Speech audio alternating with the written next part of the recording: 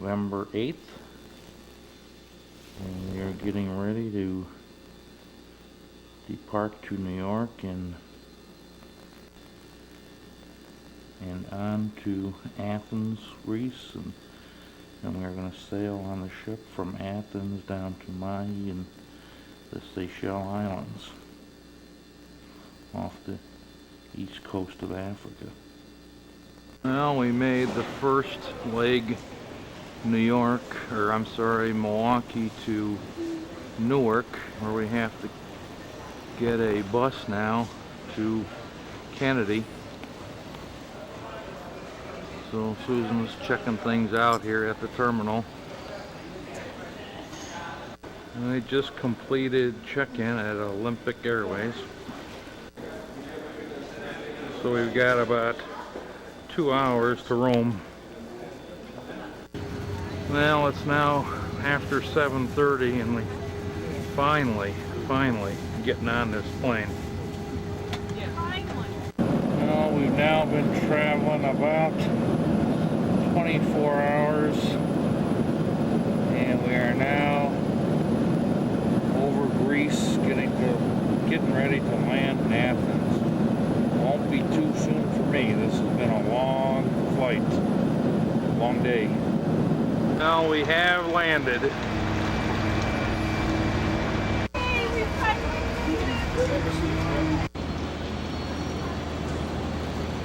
Now we went through all the security crap, got our bags. Now the rest ought to be easy. We're hopping on a bus and they take care of the rest.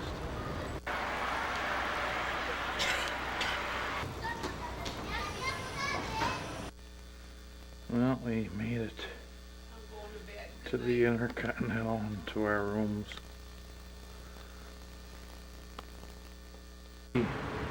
Are at our hotel. It's about 8:30 in the evening, and we're up at the bar, and that is the Acropolis and the Parthenon.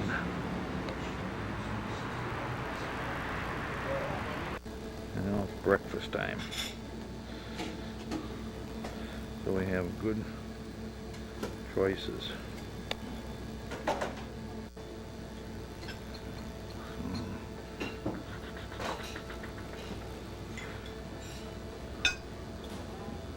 Since we had no dinner, Susan's ready to get at it. Monday. Also, I would like to check if you're comfortable, with the air conditioning or the warmth of the bus, if the traffic is a little heavier than later. Still on our way to Delphi. We stopped in a little village.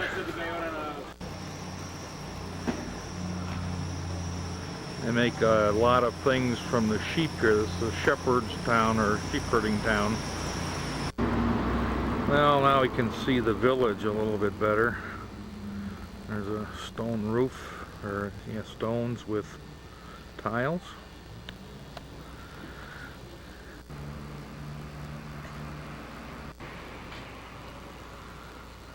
And here comes the shopper.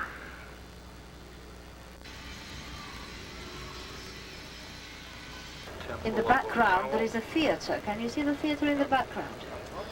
Yes, behind the columns. So after about 3.5 hours, we made it to Delphi.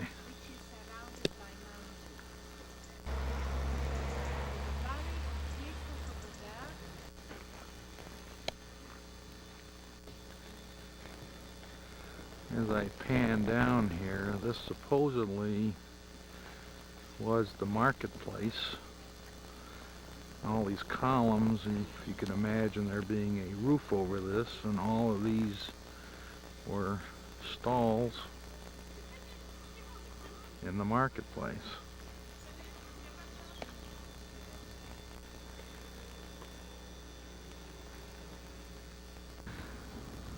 Looking down from where we are, you can see there's even ruins.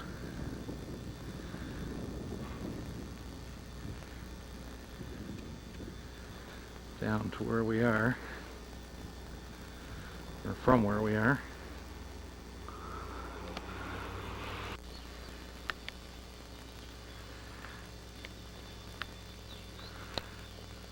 I don't recall exactly what year she said this was, but something like 400 BC.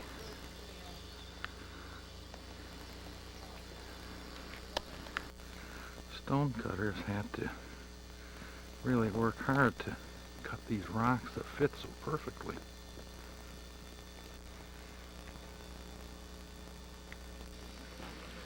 Well, this is the temple of Apollo, the god of something.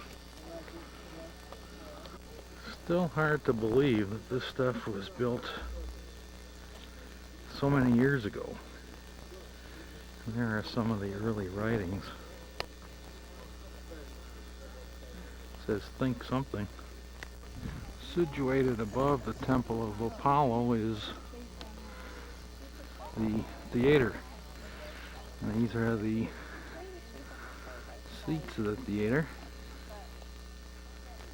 So, if we were sitting about 3 rows up in the middle, so maybe right there, you'd be seeing there's center stage, and what a backdrop.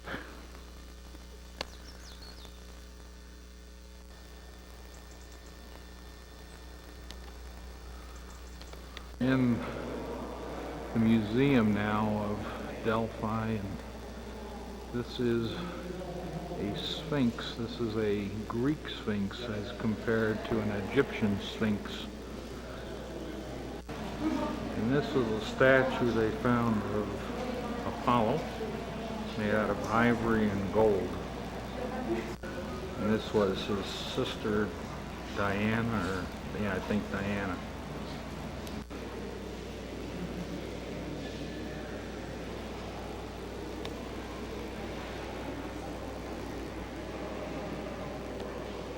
These were 2 brothers.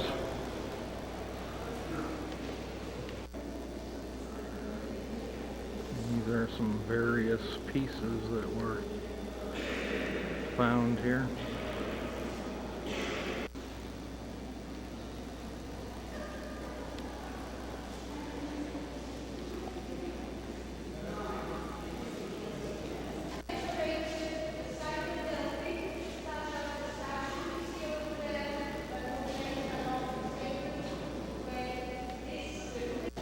Not very sharp, but this is a depiction or painting of what this looked like when it was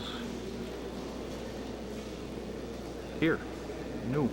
It's now about 2 o'clock, so we're gonna stop for lunch here.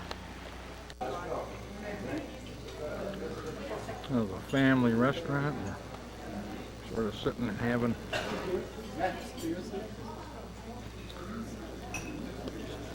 so we have on here some Greek fried cheese, some dolmas, some spinach pie, and what was that third thing here, this little ball here? Some kind of tricky meatball. Okay, tricky. Well, it's evening after our bus trip.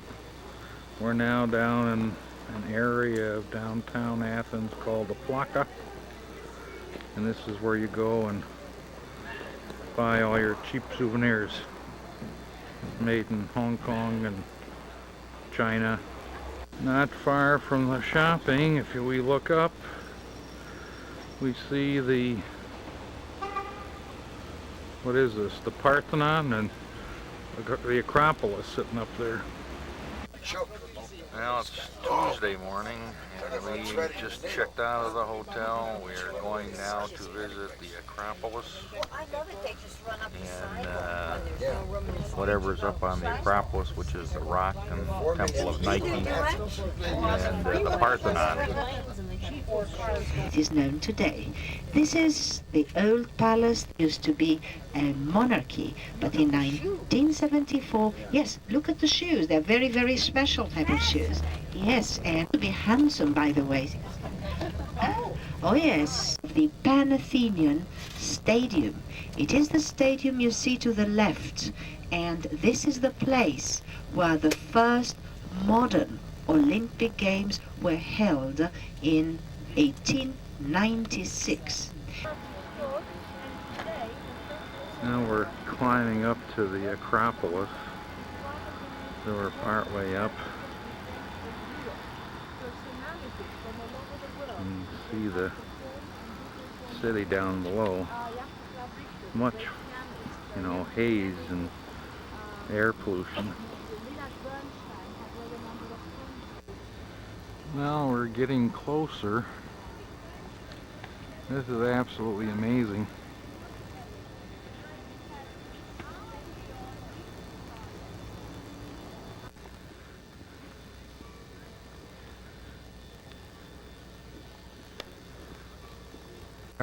At this building is the famous Parthenon, and it is supposedly the greatest masterpiece of temple building anywhere. Built approximately 7,000 years ago. Can you imagine somebody actually building this 7,000 years ago? As we look around at some of these buildings and you just look at the floor here, there's just all this stuff that, just laying around here. Columns and pieces and you name it. We also found out Acropolis means top of the city. Polis meaning city, like metropolis. Indianapolis. Well, we're at the other end of the Parthenon. If I can back down here, and see there's a lot of reconstruction going on. And here I'm working in there. I said 7,000 years ago this was built. I was incorrect. It's 5th century BC, which would be 500 years before Christ, or 2,500 years ago.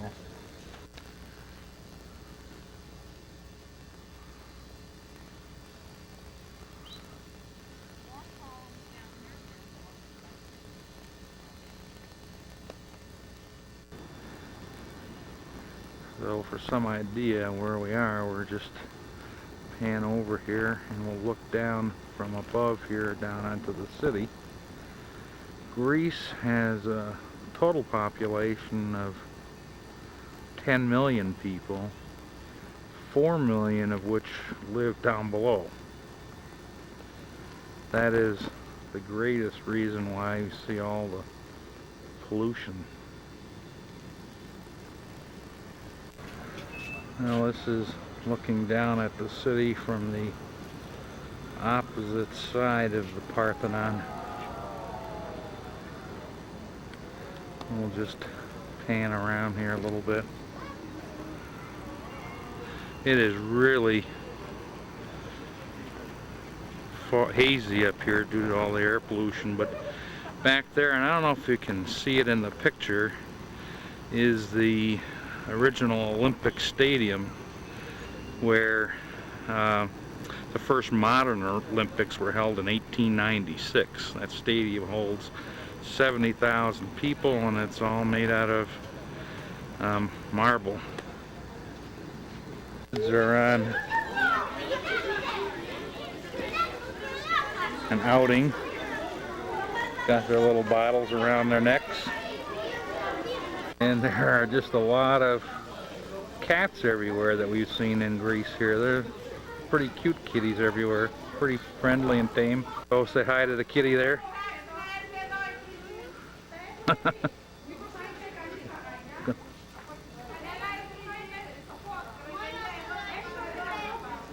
Well, there is a picture or poster or depiction of what everything looked like at one time. And here is a much better depiction of where we are. You have plastic bottles, you have birds, you have fish, you have garlic, which is against the evil eye, you have oregano, sesame. There you are, marketplace on your left-hand side. There is the ship right there, the Renaissance. There she is, Renaissance 8.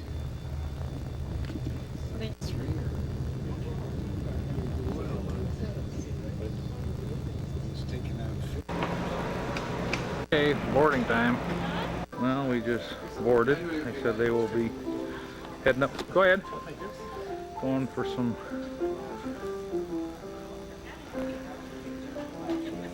piano accompaniment while we're boarding passengers and waiting for whatever, our introduction and room assignments.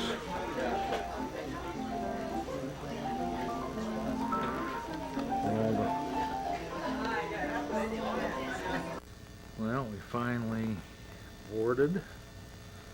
We were just showing now to our cabin, and this is quite nice.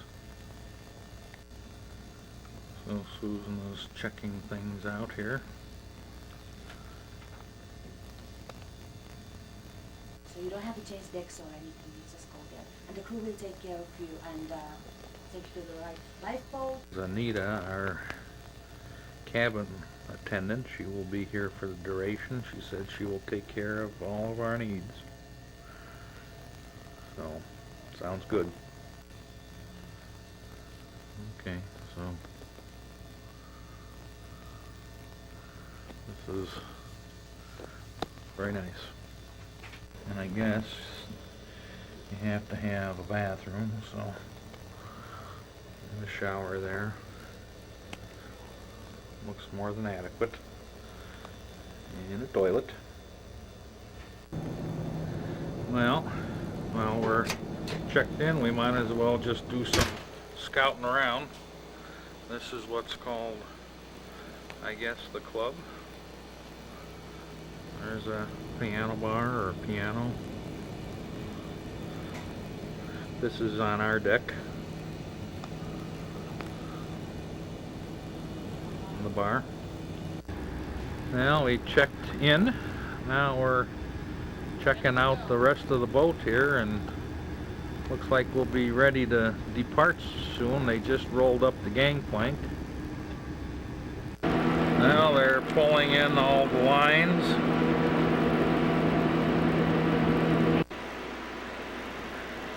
Well, the horn just sounded, scared Susan to death, but we are on our way. That's a reflection of us backing out here.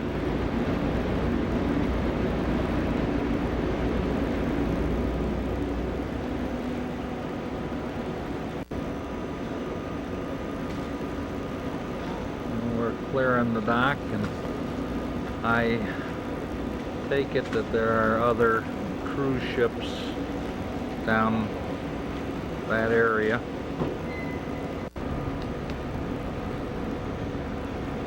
So a last look at Greece as we head out to the Mediterranean.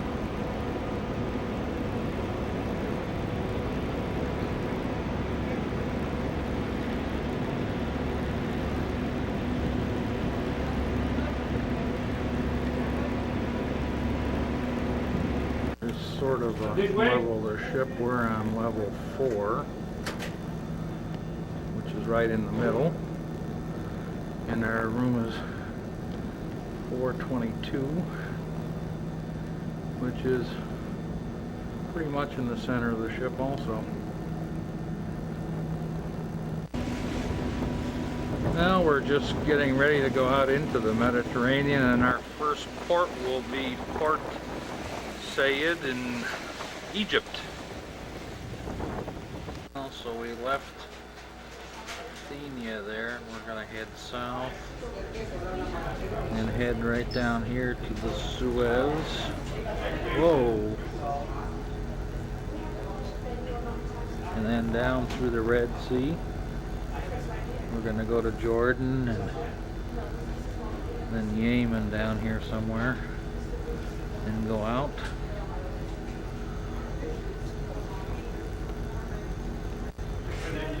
And we will end up down at the Seychelles, which are down here somewhere off of Africa. We are truly underway. We can hardly see where we left from. Looks like a fishing boat over here someplace.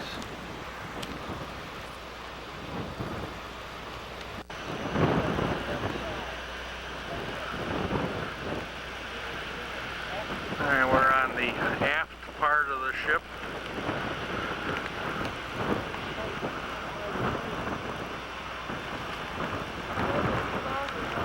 Susan's there someplace. Ah, there she is. And there is some sort of ship up there. Looks like we'll probably overtake it. 4 o'clock in the afternoon, and it's now tea and crumpet time.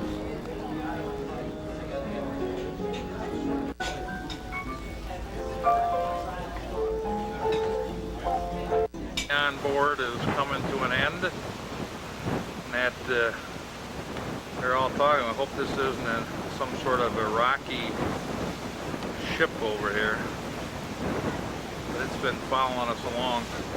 Well, I'm not sure, it must be second day out anyway. It's the morning. You can see the seas are very calm in the Mediterranean. It's about 11 o'clock in the morning, and they're going to have a little bit of a wine tasting here. So he's getting set up for that. Susan has decided to go out and sit in the sun and read her book while I do a little of this stuff. Don't you miss the midnight buffet? All these 3 steps, if you have followed, for example, sometimes people, the wine is given to them for taste. They taste the wine, and they do not swirl it, get the nose out of it. You see, good wines, when you move them around, especially the red wines, we're talking about, you will always see a ring formed. And the ring falls down very easily. Well, as I was enjoying some wine, I see Susan is indeed sitting out.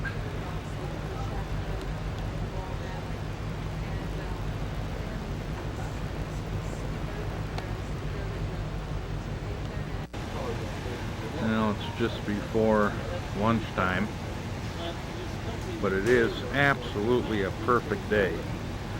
In low 70s. Right now there is absolutely no breeze, at least back here. Just gorgeous. We're still back on this back deck with the pool and all, and they're getting ready to prepare for lunch back here. This is the light lunch area. Hi, say hi again. Hi. He's making the hamburgers, the best part of the day. So now we're still back on the aft part of the ship, and if you don't want to go down to the dining room for a formal or a more formal lunch, you can go here, have hamburgers and sandwiches, and they have some pasta back here. So they're getting ready to start serving shortly.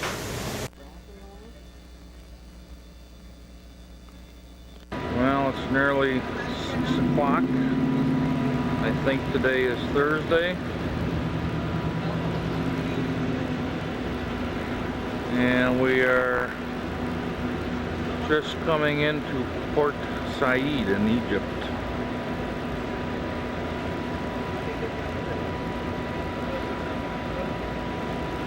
So this is the port that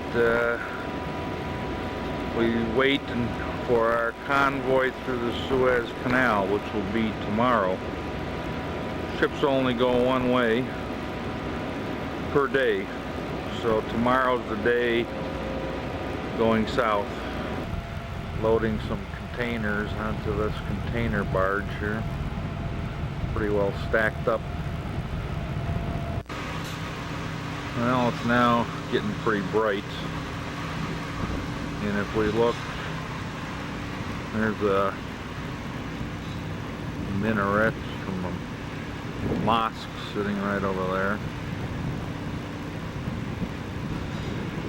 And now there's a lot of activity.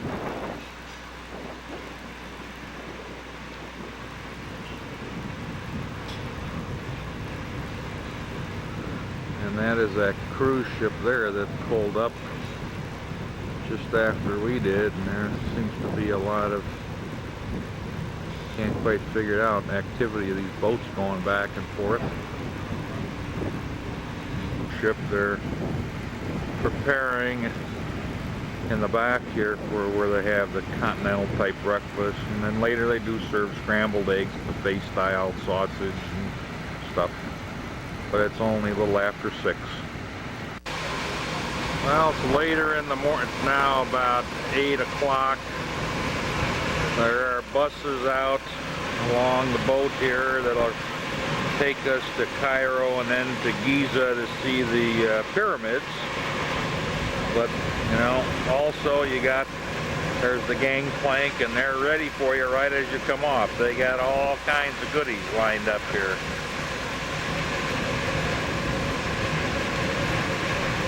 Speakers, it looks like there, and all kinds of crap. Pants and shirts, and Charlie Brown.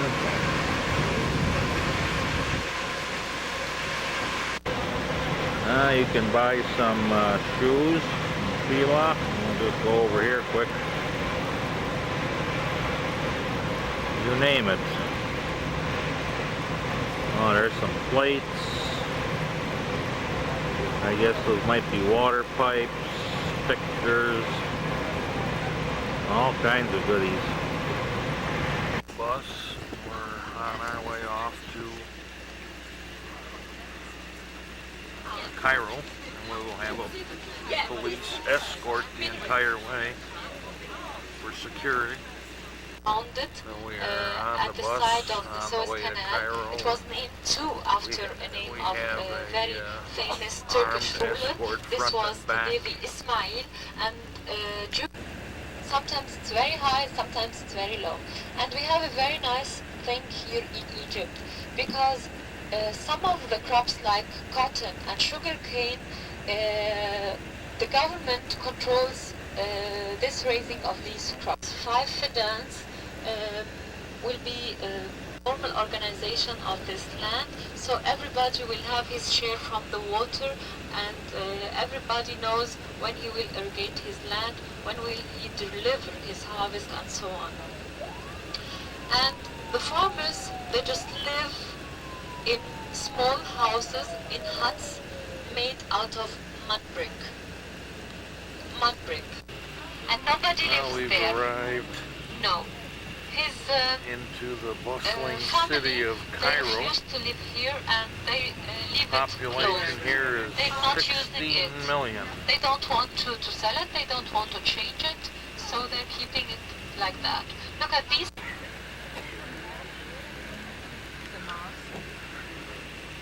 Yeah, it's Mubarak residence, a building which was built up. 2 lovely minarets, some domes. It's very nice, yes. It's a very large one too.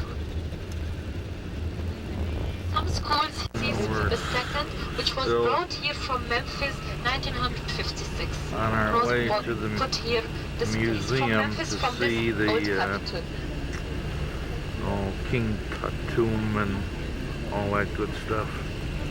I told you before, it's 187 meters high, and it was built in the year 1961 during the time of President Nasser, and it was built for signals, sending signals, but he did not use it for that purpose, and they kept it as a modern monument in Cairo. Inside for 10 minutes, and then we meet again to go together back to the bus, and in the meantime we'll bring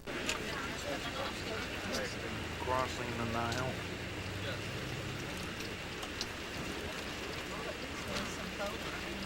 islands in Cairo, which were consisted of Japanese. crossing another like the same section of the Nile.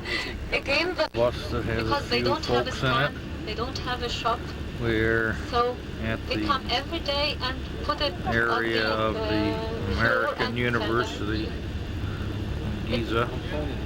Cairo, outside Cairo for the Thursday, weekend. but apparently the weekend Especially starts if they have 2 days now, off, so you see all like these Friday and people Saturday, trying to so they can use find their this way out of afternoon town to and go the coming visit 2 the days. folks. It's along the pyramids of Well, Giza. there it We'll be is, having the a first stop pyramid. at the middle pyramid for the people who are going to visit the inside of the pyramid. 400 I and hope some you feet thought high. about it and you made up your minds. If anybody of you 10 minutes, in each stop we have for $3, only $3 per person. Don't give them more than $3, please, okay? So a lot of people just went inside, slept in the pyramid for one night or more than one night, and when they came back, they did not tell what they saw or visit. This is another pyramid.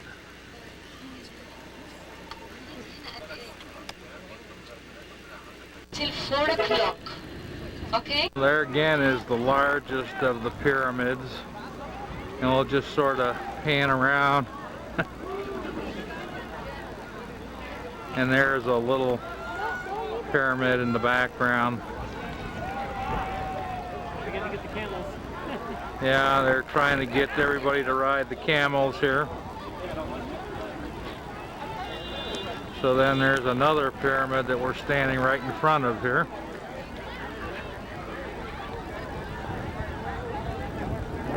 And I guess you can sort of wander around that. I think is where they say grave robbers have sort of worked their way in many years ago.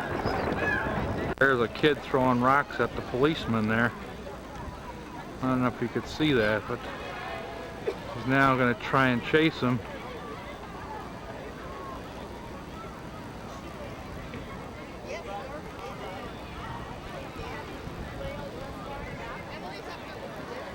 There goes another policeman.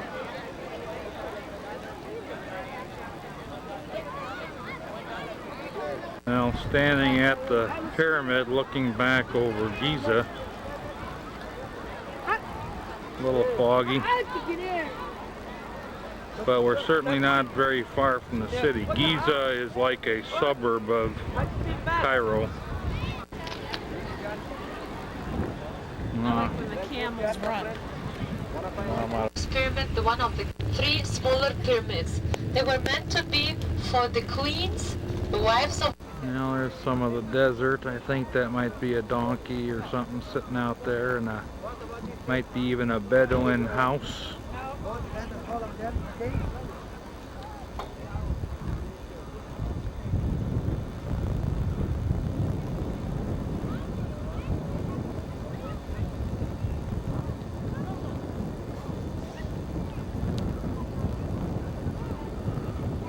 And there's those small guys. And there are some bigger ones, and we got this guy trying to talk me into taking it. How much if I take your picture? How much you pay me? Up to you. Huh? Up to you. I'll tell you what, if you pay me $1, I'll take your picture. I send it to you then. Okay. Now we're still in the Valley of the Kings, and there is the Great Sphinx sitting behind the pyramid. We'll just... the other major pyramid. So it's really a busy place here right now, and the sun is setting. They say that pyramid took 2.5 million blocks of stone to build it, and each stone weighs about 2.5 tons. So there's the sun setting. Now the sun is setting. Wow! What are you doing? Smiling. The Sphinx is looking and smiling. Wow! For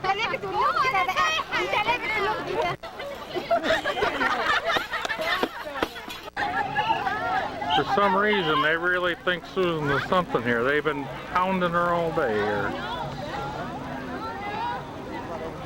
There's just a lot of people. We get some of the locals here.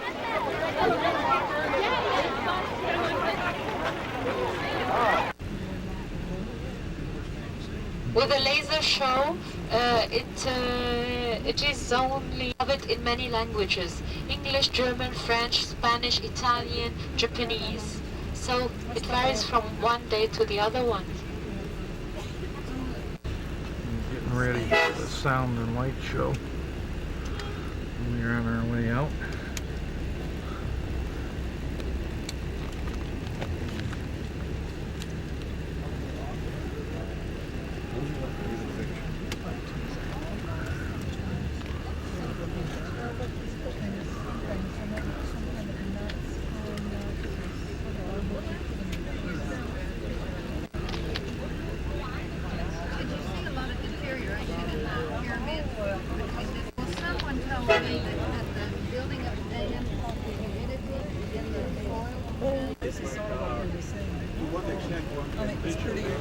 And some of you were asking me how is the average income of such people. I told them sometimes are living. Look at them, they're going back home with their camels and horses.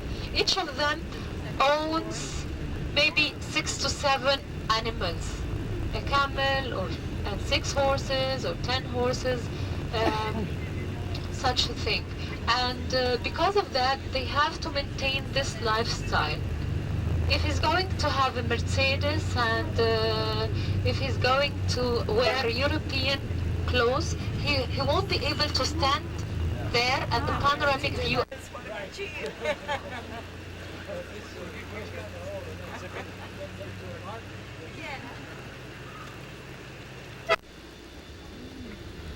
You know, it's probably 45 minutes since we've been driving. We're still in Giza.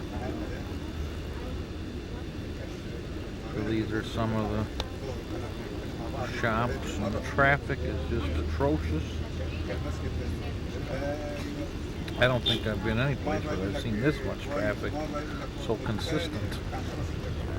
A little donkey taking a bunch of people. Well, it's Friday morning after our long trip to Giza and the pyramids. We slept late, so it's already 10, but right after we got back from Giza, the ship left and we entered the Suez Canal. So we're in along with a bunch of ships. Let's see if we can just pan along here. We're all going south. Well, we're still about the same place we were when I took the pictures a little bit ago. We are not moving. We are waiting for the northbound convoy to come up from the narrower part. They will pass us and then we will head south. But it is just a beautiful day. Sun is nice and bright. Temperatures probably 70, low 70s.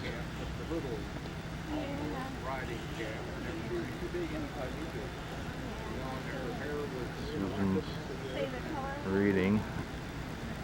They're getting set up back here to have a pasta buffet for lunch if you care to, or you can go down in the dining room.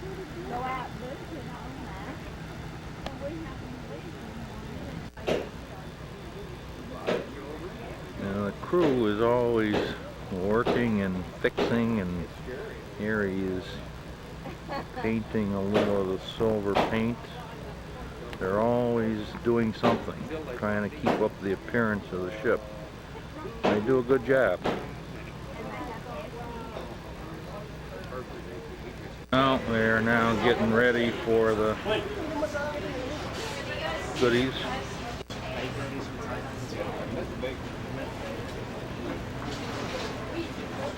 We saw them in a high school that they called it driving. So now they've started the music.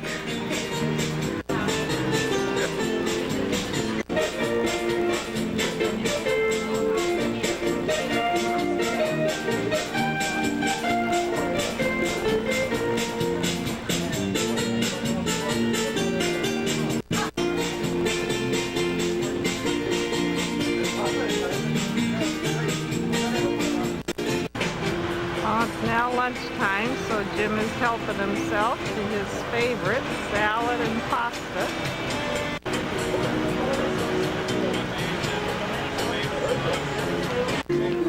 Well, we're sitting out here with Wolfgang and Jane.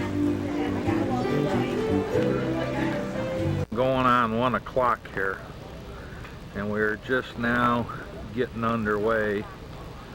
Everybody's lining up to go down the canal, the narrower part. We are in the canal, but we're in a lake.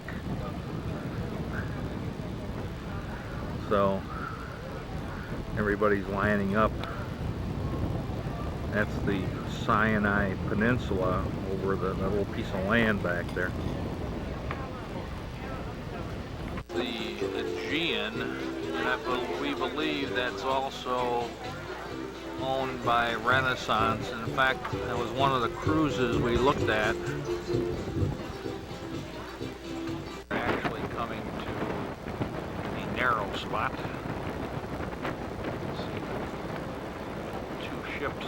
We have to go in and then sort of dogleg right.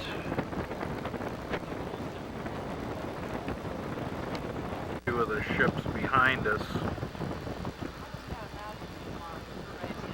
They're about spaced about 15 minutes apart.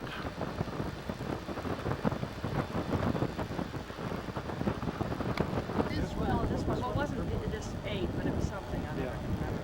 But anyway, guys we are saw off the fishing itinerary, there. and Bill and I had been putting off Egypt for so long because every time I tried, then something terrible would happen and, things. So we said, we'll never get to Yemen either on our own. There's a couple little fishing boats, and if we just go up this way, this is the Sinai Desert. Can't imagine why anybody would want to live out here. Can't even get the camera to focus. There we go.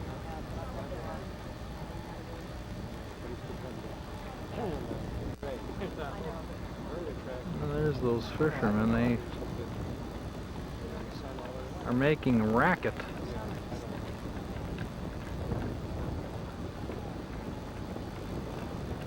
Trying to drive the fish into their nets, I guess. This desert area here in focus, and you can see there's nothing out here for the camera to focus on.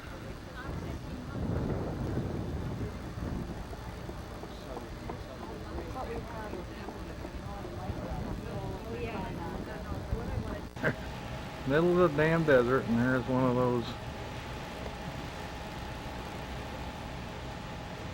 mosques. And this is still on that Sinai desert side. I don't know exactly what that is.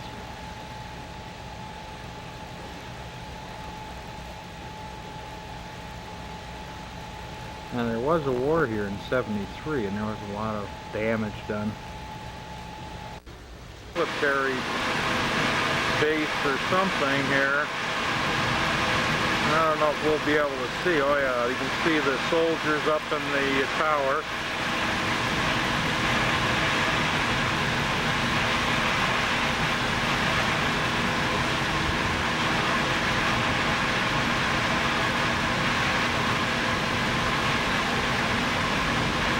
We're going to see some fishermen's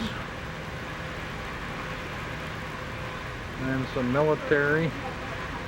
Sounds like he's stationed out here.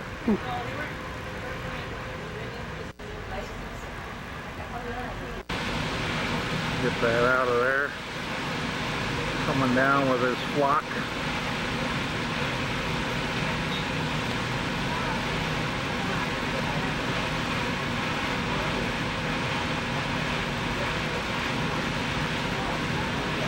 On the Sinai side, and we found some life.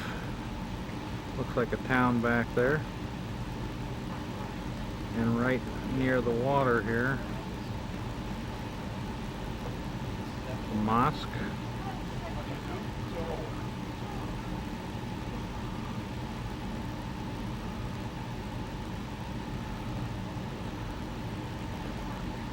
Tell you, still, I don't think I'd like to live out here.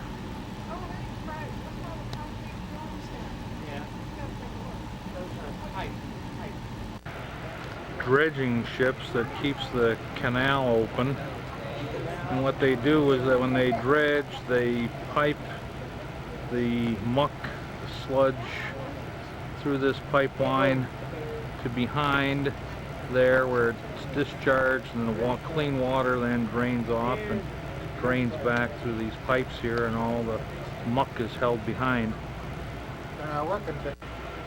And just down from that there's a ferry that's going across. The first real activities we've seen. Goes across to this little town here or whatever.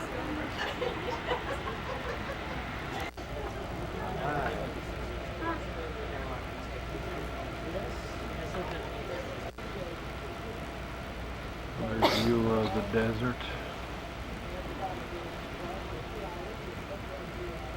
So this is another military base, this one on the Sinai side. We're coming to the Red Sea.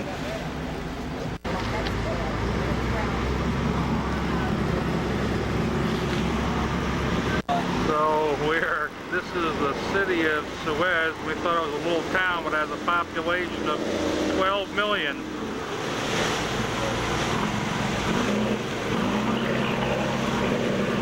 The pilot that we had through the canal that just jumped over there. So now they're off. Pilot boat and the other boat. And we picked up a pilot to get us through into the Red Sea. Another pilot. Well, now we have a little ice cream social. Susan's got her treat over here.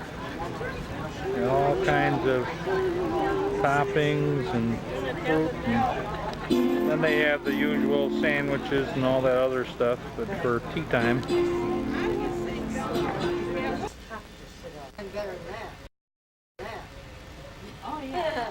Jim's getting his lessons in blackjack here. He looks totally confused. Did you feel good in your hour roll? Not much of a casino, but there are a few machines, I think 4 in all.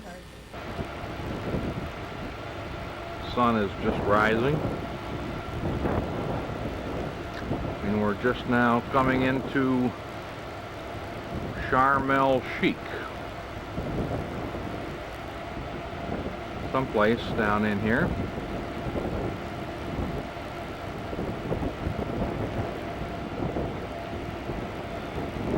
I bet you that's it over there. So this is on the southern tip of the Sinai Peninsula. Still belongs to Egypt. And we'll be spending the day here.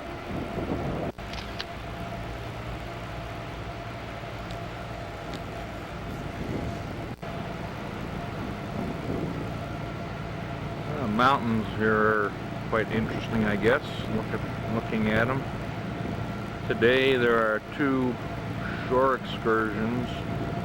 One is a trip up into the hills someplace to an old monastery of St. Catherine's, and the other is a sort of a 4x4 safari trip that we're going to take in boats that aren't doing so well. And then here are, I don't know if these belong to the Egyptian Navy, or I suspect they might belong to the UN peacekeeping forces. Well, we have just tied up, and it doesn't take very long, and the buses are here already for the tour up into the mountains to St. Catharines, and those, I'm pretty certain, are the 4x4 vehicles that we're going to use to take for that safari out into the desert. Also, Sharm el-Sheikh is one of the world's best diving locations, we're told. While we were in taking a shower, it's about 8:30 now, this boat also came in. They're a little bit bigger than us. In fact, a lot bigger than us. Boarding these Toyota Land Rovers or Land Cruisers. Have to sort of climb up here and make your way in. Now we're just leaving. We just went over the hill and found a few yachts here.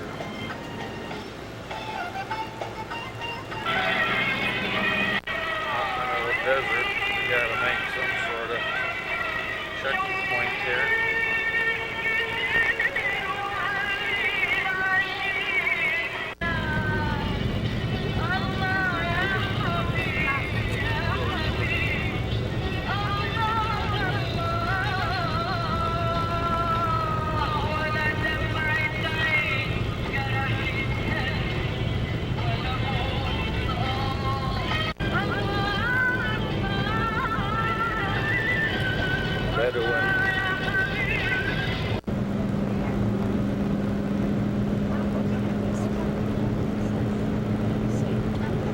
At another checkpoint of some sort.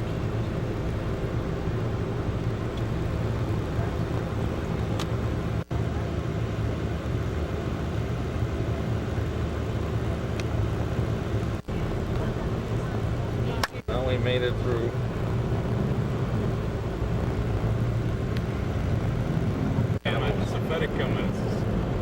This is safari camels, it says.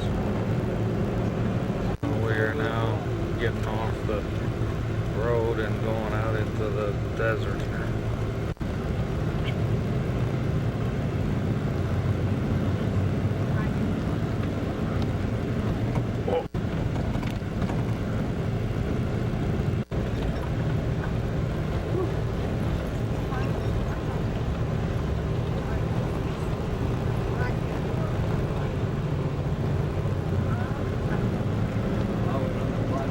Have parked so I can, that's our driver there.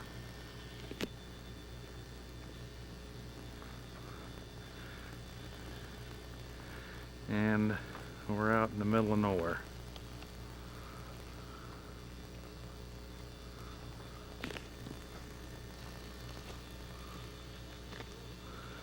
So we're going walking.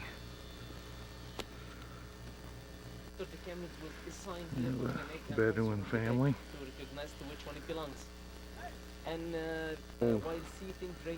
Sort of houses out here from Roman times.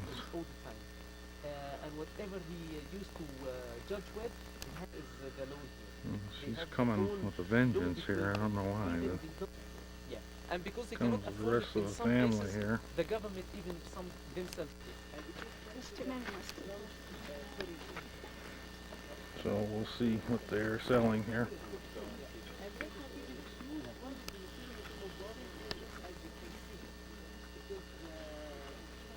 She doesn't like to show her face. Yeah, that's okay. Bedouin house. It's amazing on how there's not a soul out here, but once we pulled up, then they just came out of the desert.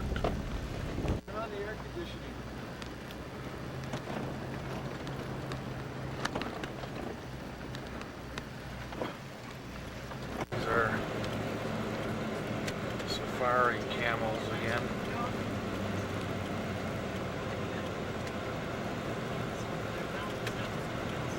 Well, now we're truly out in the sand.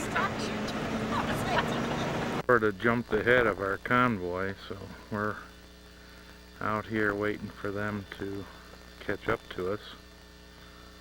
We're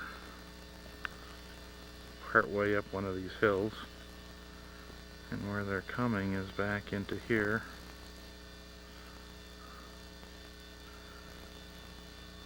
That's our vehicle there, and it looks like our guess is that we're probably going to have lunch over here.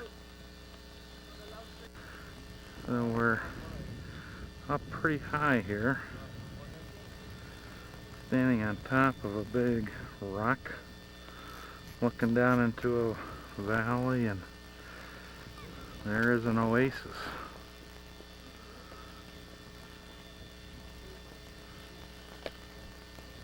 Out in the middle of nowhere.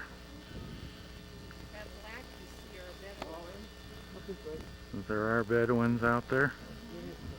There isn't anybody around, and again, just like out of nowhere, there he is. Right in these rocks.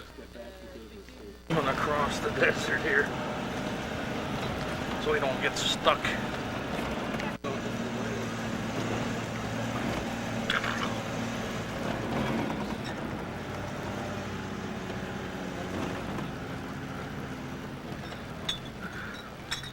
So now we're gonna, I believe we're gonna stop here for lunch. So here it is, the Cafeteria Wadi Hadba.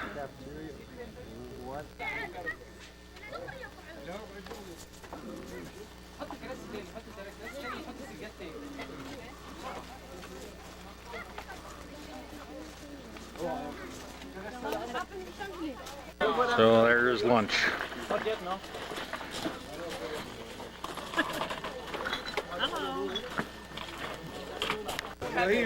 Extra snacks here.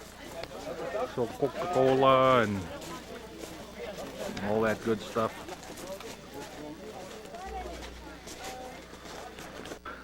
And the lady's gonna take a camel ride here.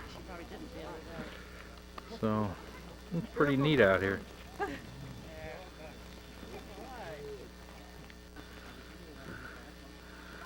There are camels everywhere.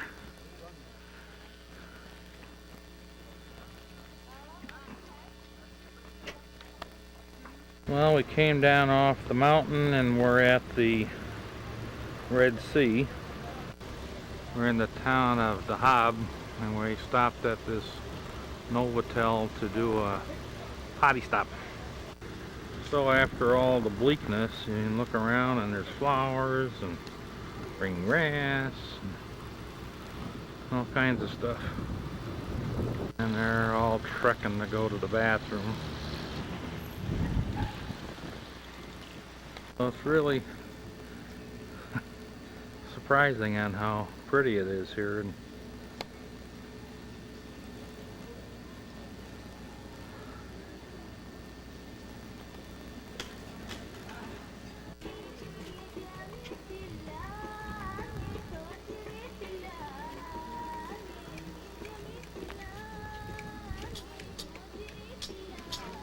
And diving center. Again, it's one of the premier diving locations in the world. And as we were driving along the water here, there's all kinds of these resorts, you know, the Sheraton, the Marriott, the, you know, you name it, and they're here. Hyatt. People relaxing under the shade. Really quite a contrast with the palms and the mountains in the background. The desert. Making its opening move. So we have a pawn, King's Pawn 2. Okay, it's Black's turn. Giving the driver directions. So we're at the shopping mall here. Someplace right here on the sea. Water pipe or something. Well, we have arrived in Aqaba, Jordan.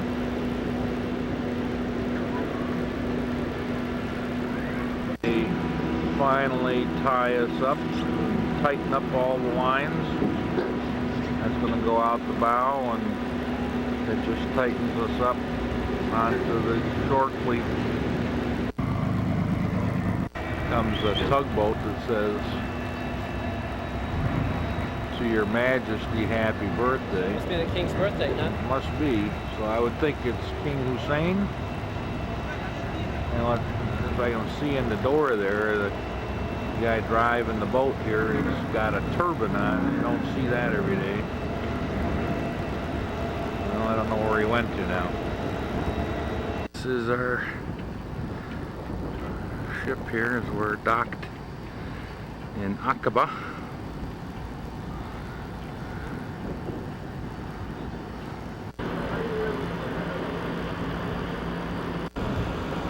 And we're just standing around waiting to board the buses to go to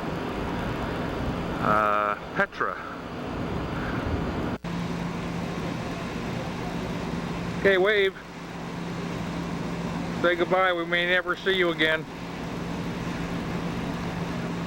Now we're entering from the port into Aqaba. And before we start this touring day, I got a couple of points. How old is the king today? It says happy birthday. Vast and control this small part of the world. These civilizations, they run as far. Village. And it is just looking out there, it's just truly desert. There are the mountains where the city of Petra is inside there someplace. It's a city built into the rocks. It was featured in Indiana Jones, The Last Crusaders or something. So we have to walk about a mile to the interior someplace before we reach the city. This is still the entryway, but you can take a horse down to what they call the Seek, but from what I can gather it's a crevice in the rocks, and then you have to walk through the crevice about a mile and a half. Floating around up here in the rocks.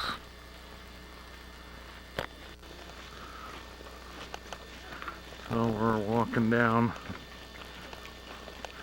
So you can take a horse, or for $30 you can take this buggy.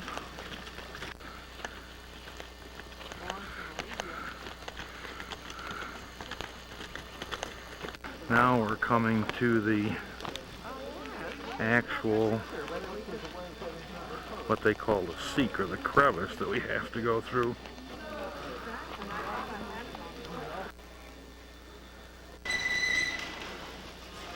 So we are in the rock crevice here.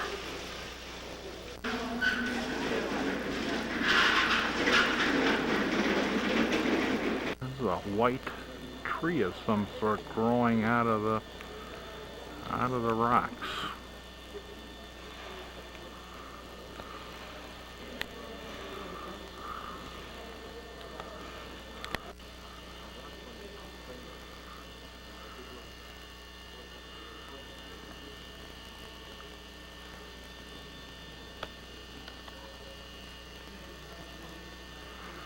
How you doing?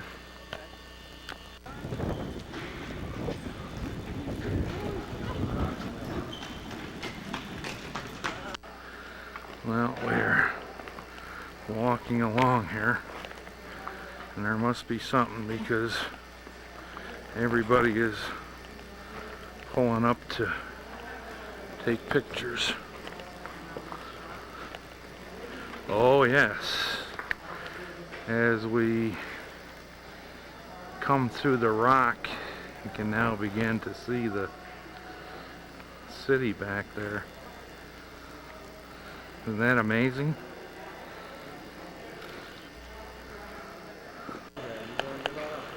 Well, this is absolutely amazing.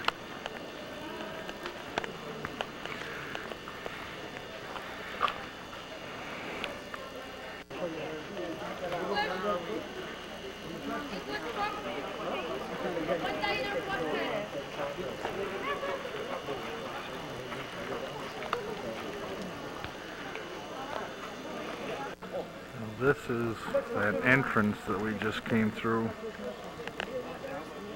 I can say that this is the most beautiful. We're inside that main thing, and this is the wall. Okay. There we can see.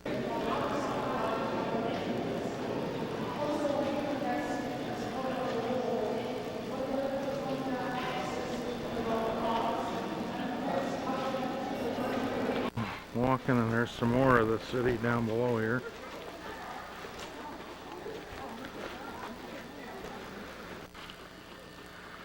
This is pretty amazing.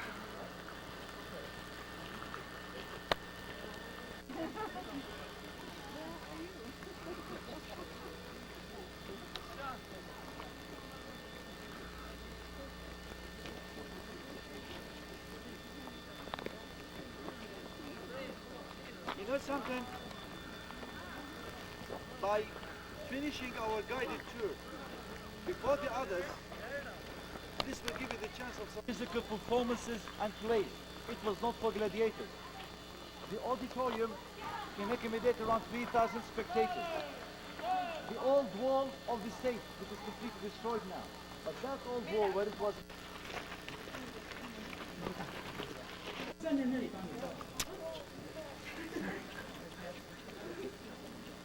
People off in the distance. Oh, the immense size of this, of these carvings. And Explain this, and then we see who wants to go out there. He says we're going to go.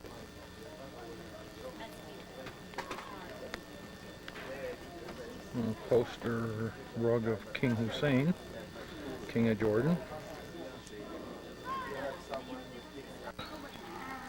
Goats up on the hill here.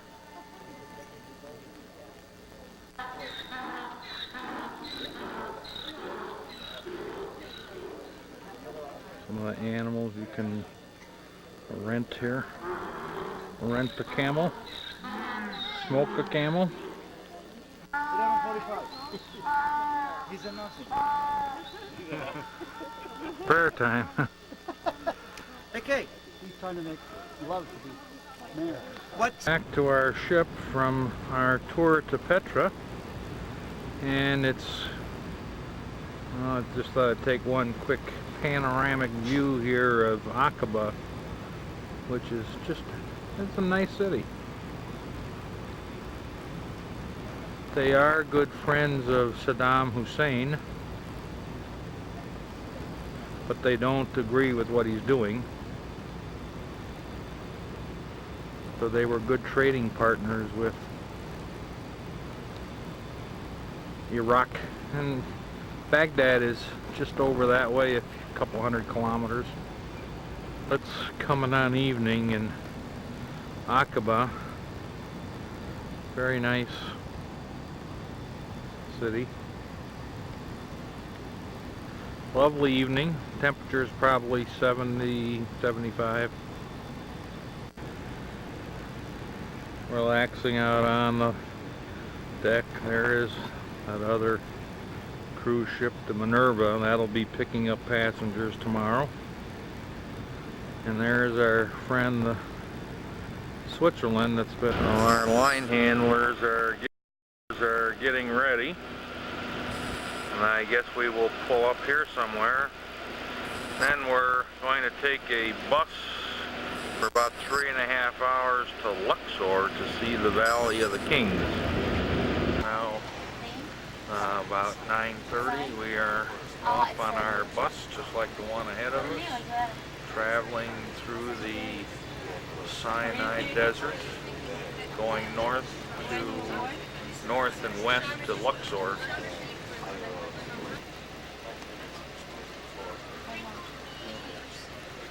We are going to be stopping here to pick up our escort. Well, there's some camels crossing here. Okay, if you just would stay in your places, I'm going to check exactly how long I will be staying here and if you're allowed to get...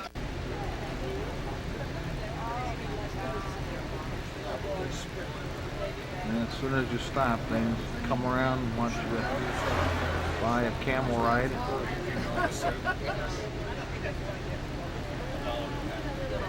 Little kid with a goat here.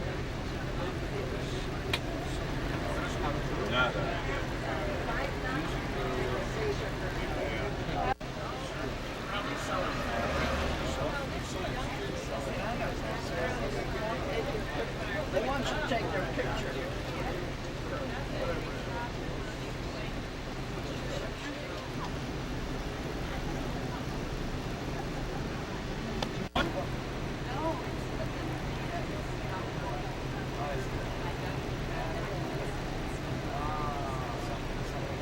A train that is not for passengers, it's for the goods, which are carried all the way from a place called Canal. 15 minutes explanation. I'll be explaining for 15 minutes what you're going to see inside, and just point out just 2 or 3. Sort of deserty out here. Here is a house with some women coming out for bringing the bread. They've got the car in their front yard and a little kitty. Nice house, well air conditioned.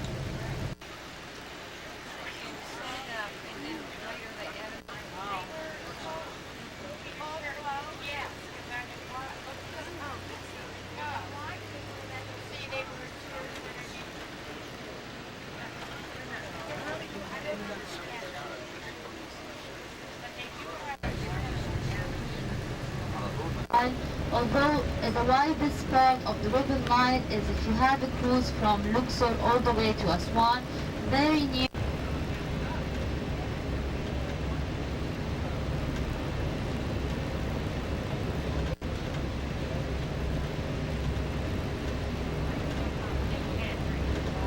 Long drive. We are now in Luxor, and we checked in for our night at the we're at the Sheraton Inn here, right on the River Nile, and so we're gonna go touring Karnak Temple. I can only think of Johnny Carson when I hear Karnak, but this is the Nile.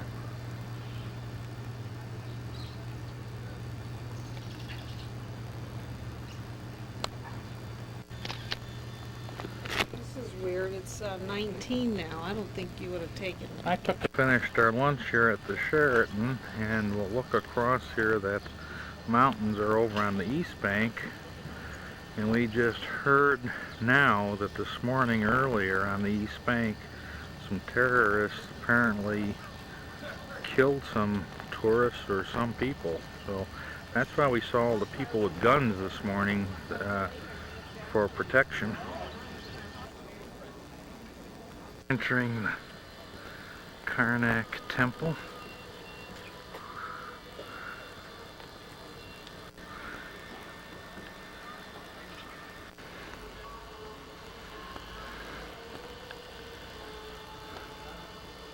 Hard to think that this was built 4,000 years ago.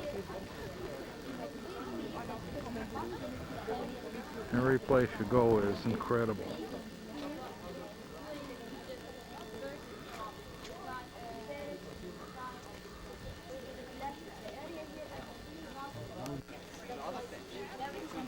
Yeah, the huge stones. This wall is, I don't know, a couple 100 feet high maybe.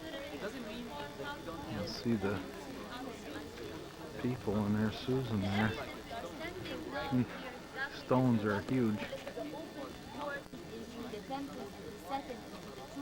They were completely against hedonism, because for them, worshipping more than one god is hedonism.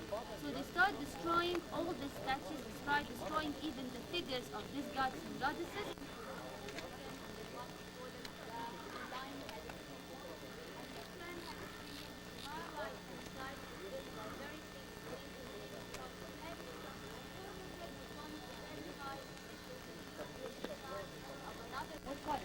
He doesn't want to destroy the columns of his father, but he extends the area of the temple and have the columns to the south.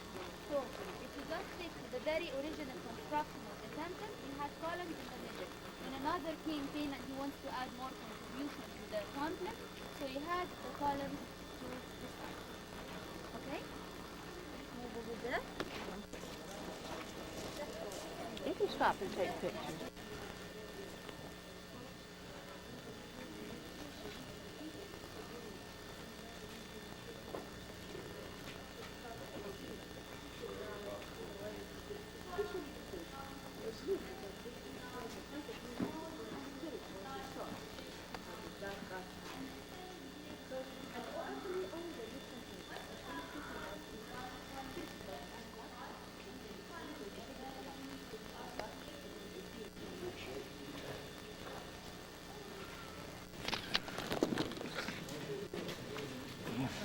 Go take the picture.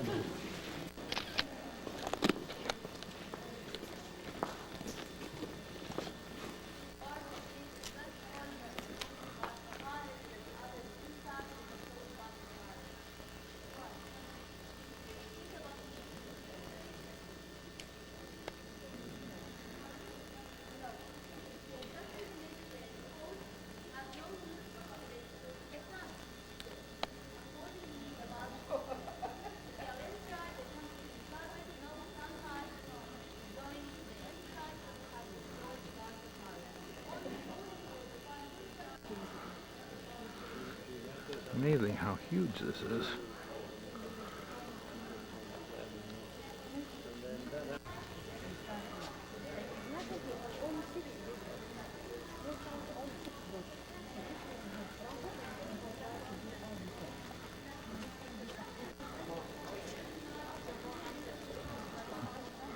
On both sides of this.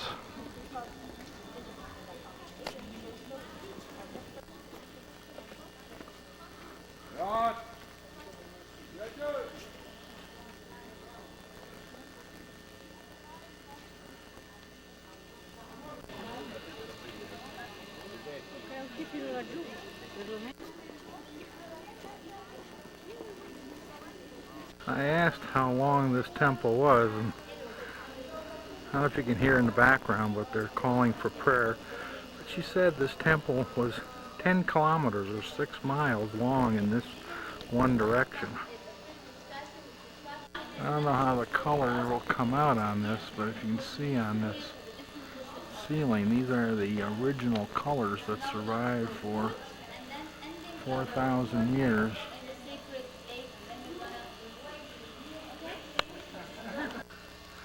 A good view of some of the hieroglyphs and paintings along this wall.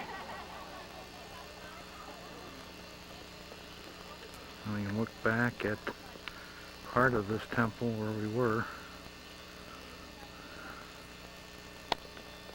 This is a depiction of what they think this looked like. And again, it went for 6 miles in the direction of the right. Amazing as to the size of this.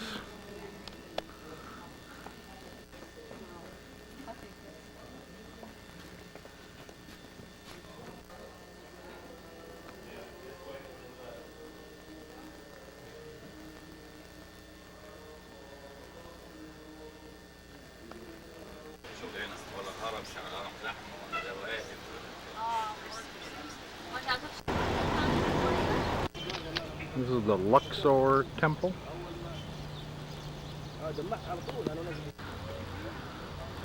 So this is the front of the Luxor.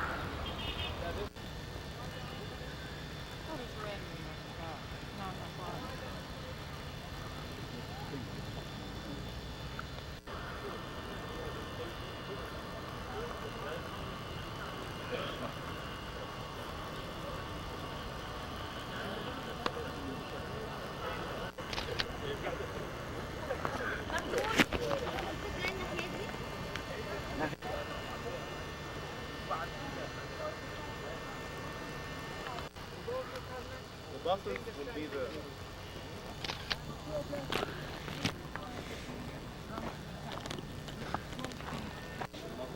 Alright, and then how many years would it take them? In how many years? And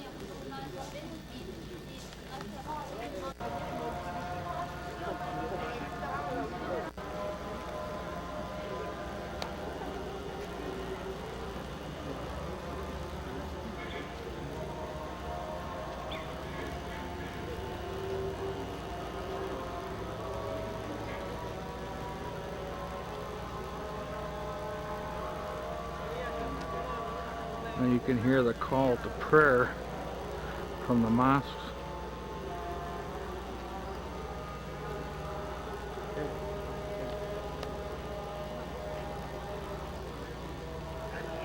So all that noise is coming from that minaret. All the men now must go to the mosque to pray.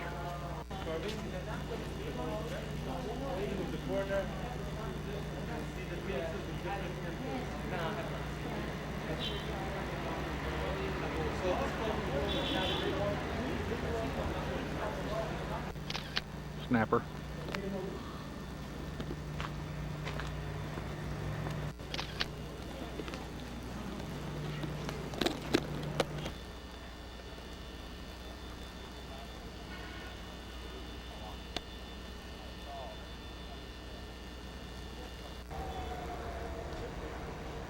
We just came out of the museum and security has been beefed up. There's a guy standing there with his automatic weapon. You can see the double banana clips. To head back to our hotel, and we're gonna take a horse and buggy here. So we are on our way to the Sheraton.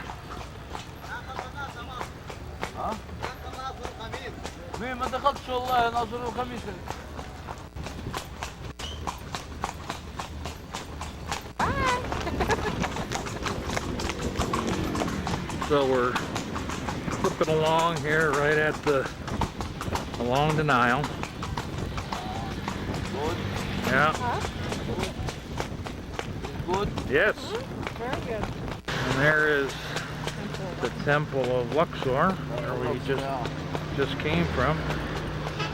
About probably 70 degrees out. The stars are shining. Nice evening.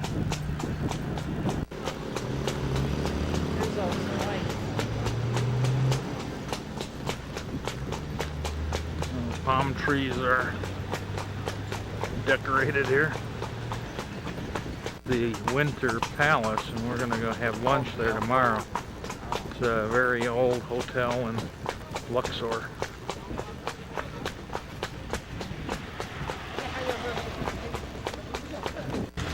I hope our wheel goes around a little bit straighter than that one. Disco and Pizzeria.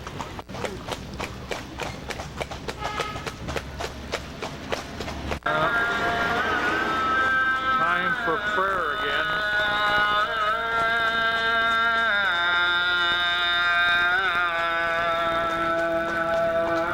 So they all have to run off to the mosque to say the prayer.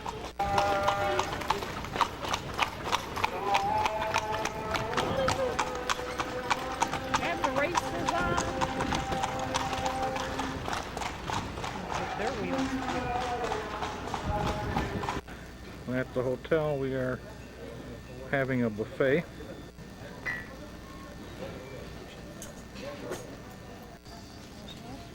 Tuesday morning, looking out across the Nile over to the East Bank. That's where the terrorists killed the 60-some people, mostly tourists. And we're going to be going there this morning.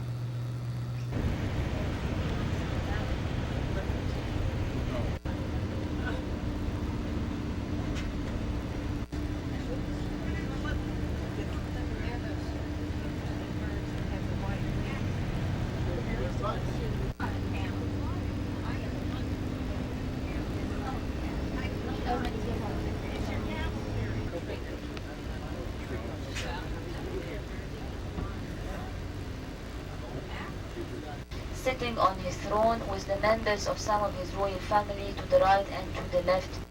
Well, today, let's come around here, we just stopped. We are traveling with this car here. This is our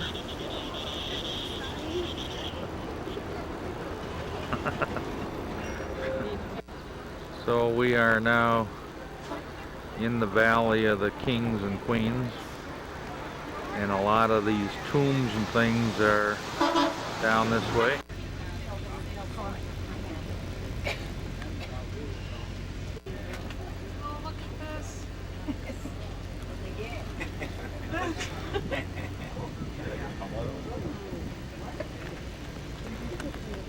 We're in the Valley of the Queens on the west bank of the Nile, and they believe that the sun rises in the east, and that's a sign of life. So everything pertaining to life was on the east bank, and the sun sets in the west, and so people end their lives on the west bank. So here on the west bank is where all the tombs are, and all the women were buried in this area.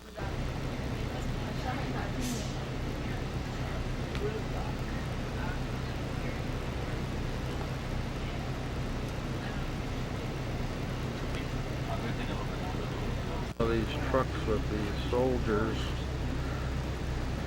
go ahead of us here.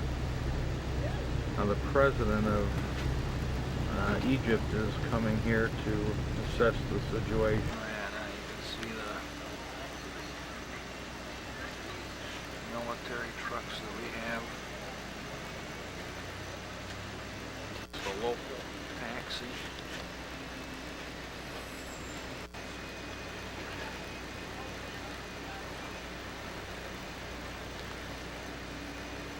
Now we're back in the desert on our way home to Egypt. Checkpoint.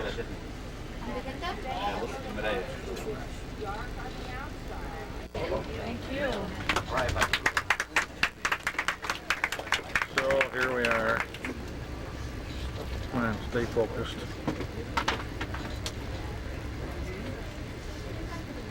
Everybody's anxious to get back on board. It didn't take long after we boarded, probably half-hour maximum, that the ship is now underway. You can see Safaga in the background.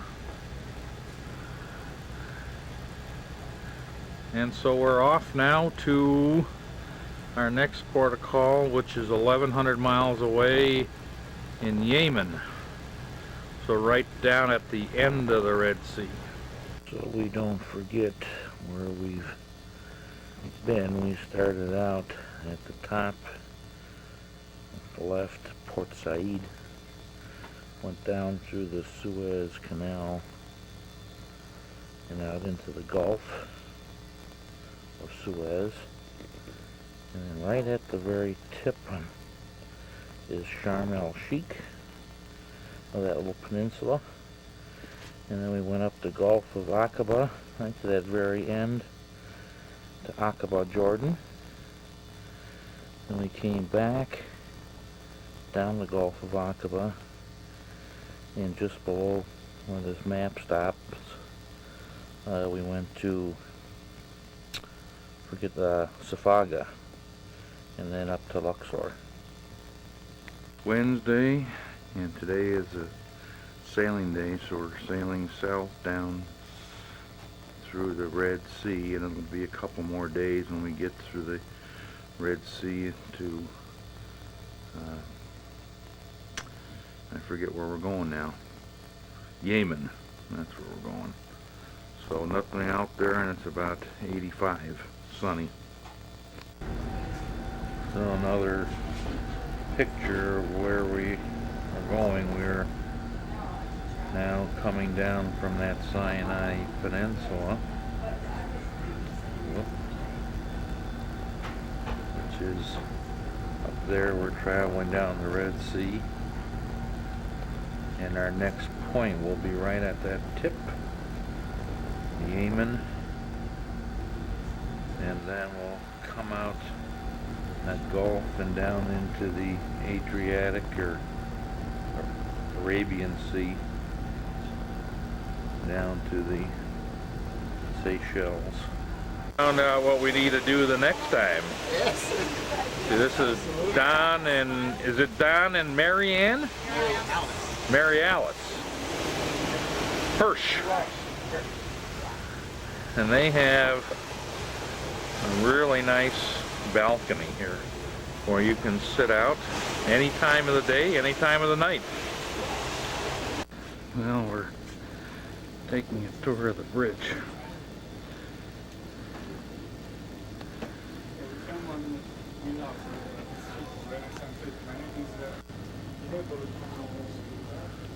One of the two radar monitors.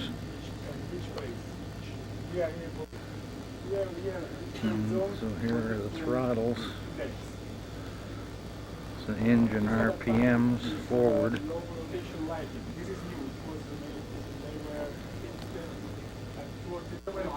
And that is the actual wheel to control the ship, although I do believe that right now we're on autopilot.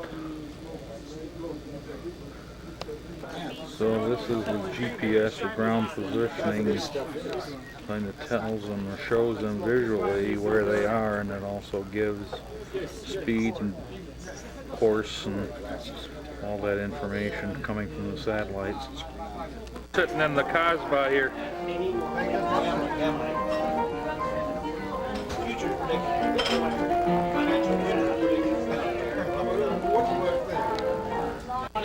No, thank you.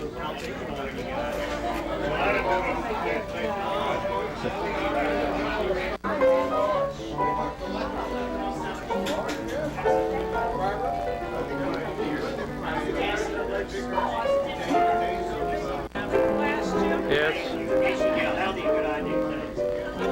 Say hi. Moxie. Hello.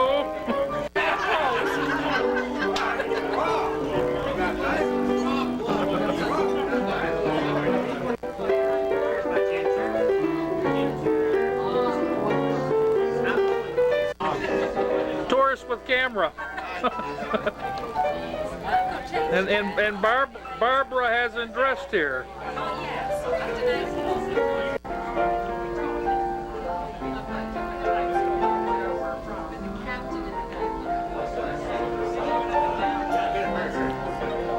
This lady here with the green hat is from Wisconsin. That's the captain. From Italy. The Sheet of Araby.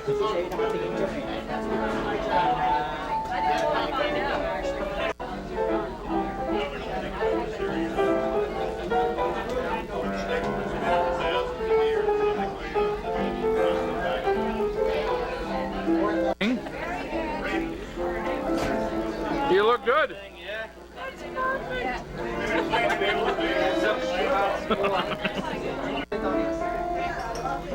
So they're talking with the captain.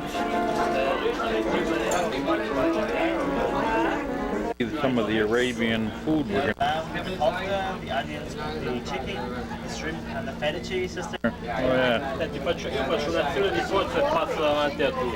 Got a water pipe here. And this is the ship's chef here. We'll just do a panoramic here. With all these.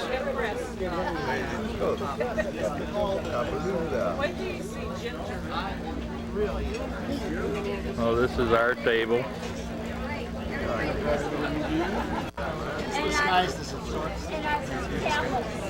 And the three camels. Camels we park outside. Associated Press. So we're here to take pictures for the press. Oh, everybody looks so good here.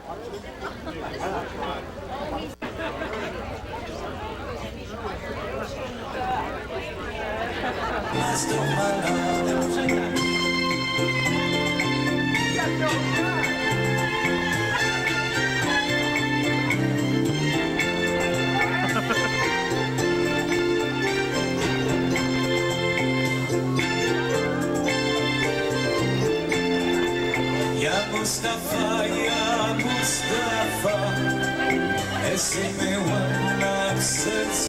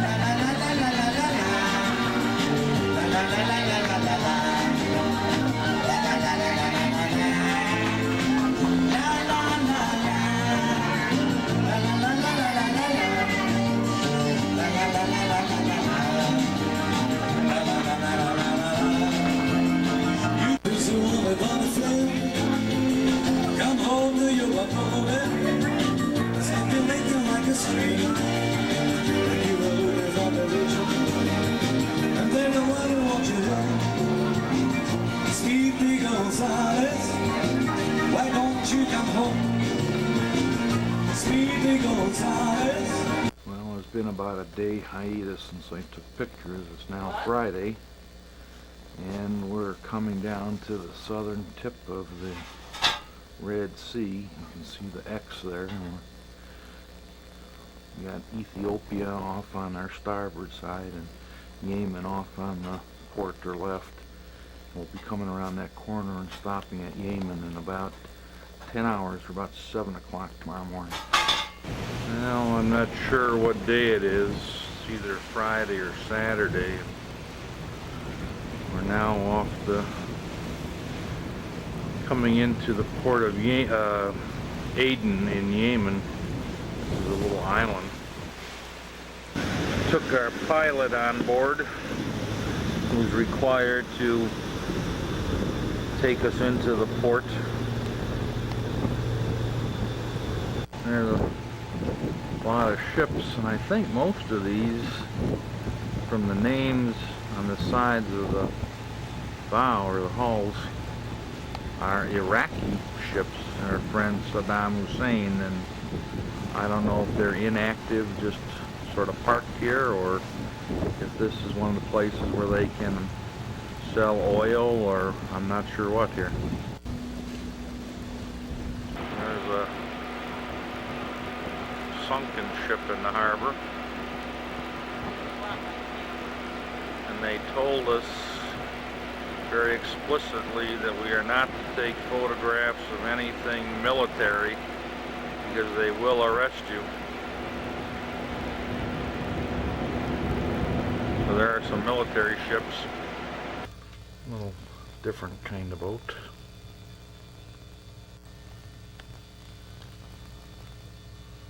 A tender going to town.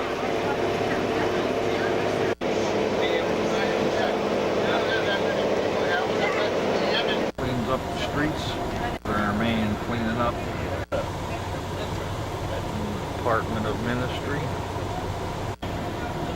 This is supposed to be one of the hottest countries in the whole world, and the women tend to dress in black and even wear black veils. These are wearing blue, but hottest spot in the world.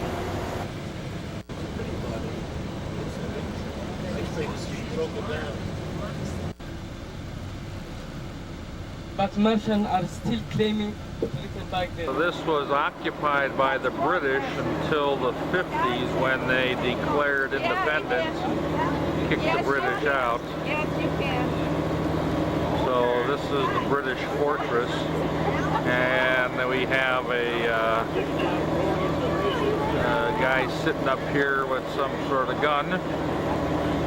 The island back there is called Slaves Island, and this place is not been in the most friendliest. It was controlled, part of it was built by the Russians.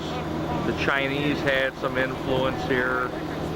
The British, of course, and now it's been nationalized, which means that they took over everything, and everything that was British became theirs.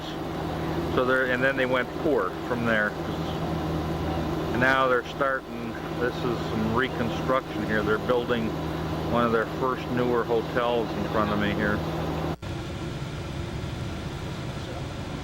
This is the market.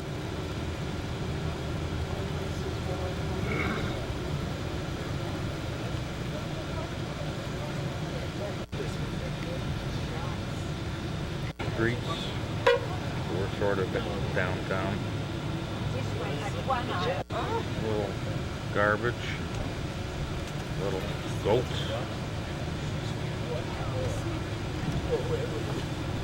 Personal freedom. Some of them they can show their face, and some of them they don't. What big burner? Huh? I think we have some roosters and chickens, and this is the garden area. So we just offloaded off our bus there, and the guy lives in that house there. And on the floor is just, it's a dirt floor with cardboard that he sleeps on. Does have a telephone and a jug of water. So they say this is the greenest part of the island.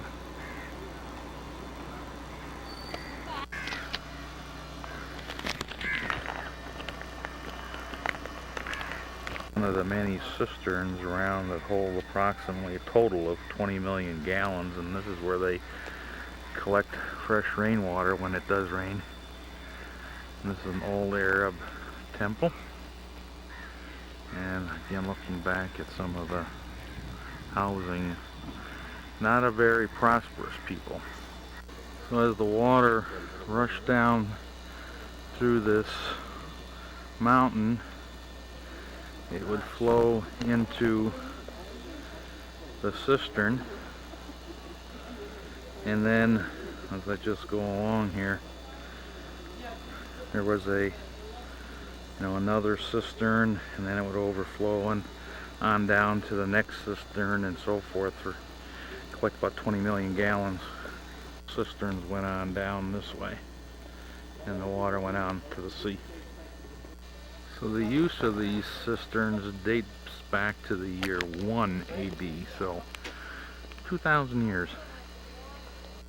Legend has it, we're told, that the Queen of Sheba filled up one of these cisterns with goat's milk to take a bath.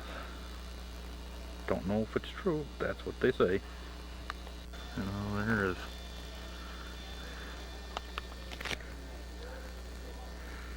familiar person. I think these guys have some of those daggers that they're carrying around, and here's some camels here. Camels.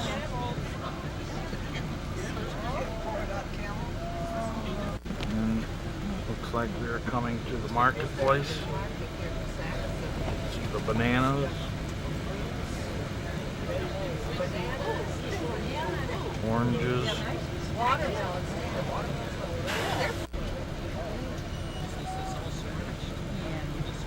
Fruit stand.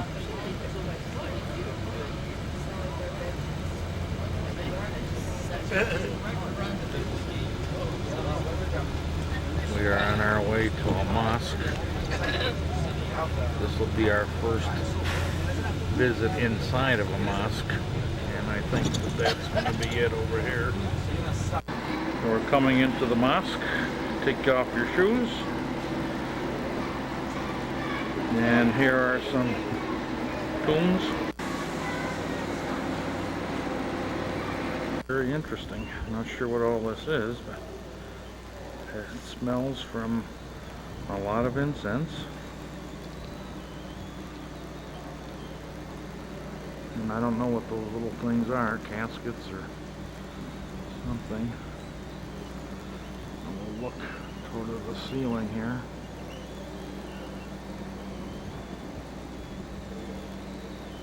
These are the graves of a family, and they have the incense underneath in there. So each one of these little tents is a body in there. Inside the actual mosque.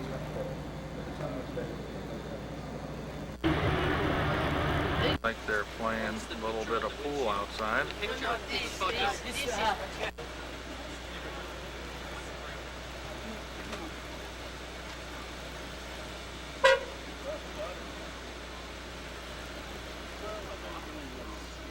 These are goats laying here.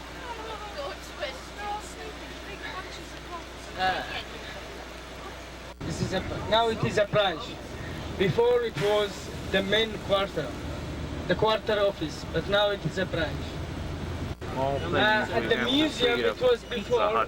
Before it was a museum. It was a sultan was in the sea, and also this now is situated a museum, in the sea. and we're going to go to the museum, but I don't think we can take pictures. So everybody is inside. And again, this was a sultan's palace. This is probably one of the better buildings in Yemen.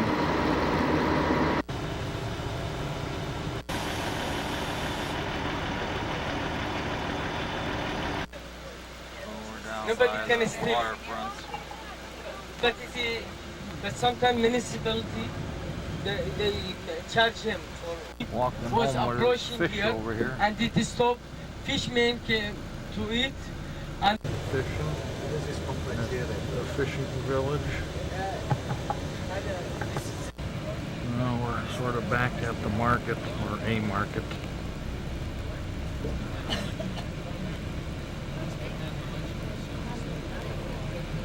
So looks like you can buy whatever.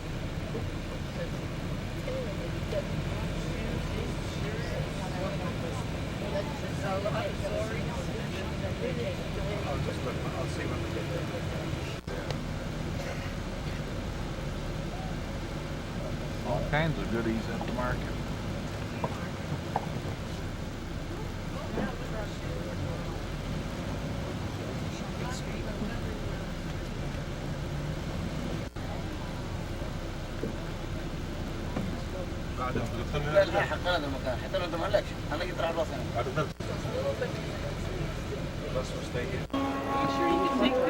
I'm just taking pictures.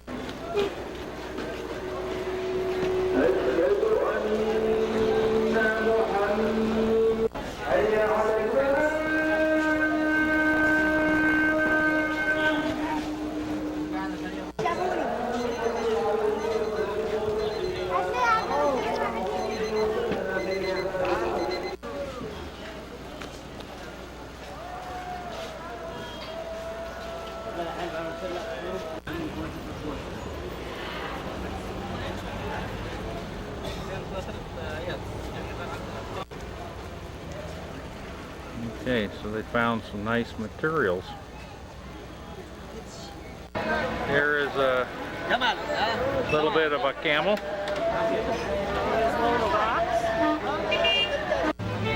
Shoot.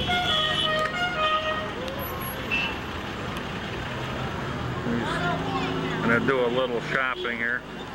And all kinds of good stuff here. School children. And we can look up.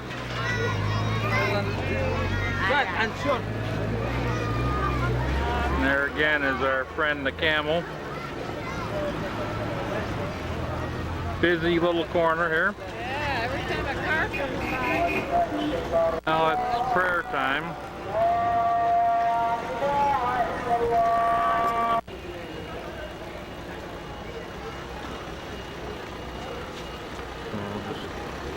Come around here.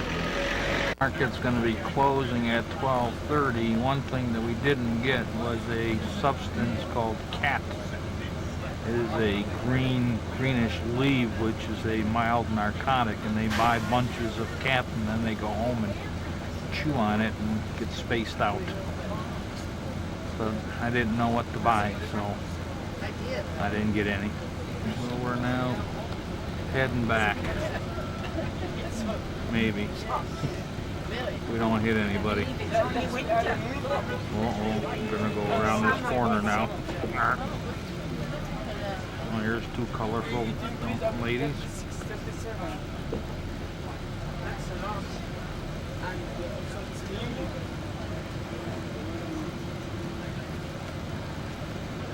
I don't know, he's gathering a crowd over here. Did you see what they were doing, Susan?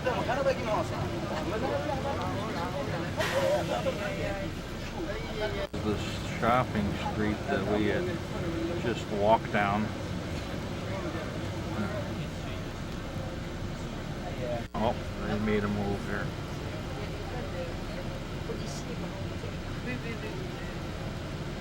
Mostly men shopping, not so many women.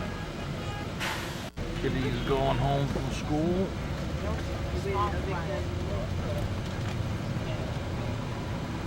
Well, now we have visited the hottest spot on this planet, Earth. Alright, today it's about 86 or so, and it's the middle of the winter, and it only gets hotter, much hotter during the summer. We made it back, bought a few postcards and a dagger and a couple necklaces, and we're really doing our souveniring. So we're getting ready to board the launch, head back to our home away from home. So we now leave the hot spot of the world. I say it's really hot out right now, and this is winter time, and they say it's unbearable in the summer. We'll move our way through all these ships to get out into the Indian Ocean, and then it's 4 days of sailing till we reach the Seychelles Islands.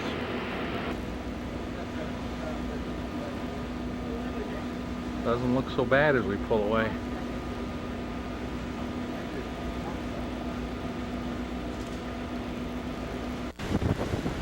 Who's out enjoying the breeze here?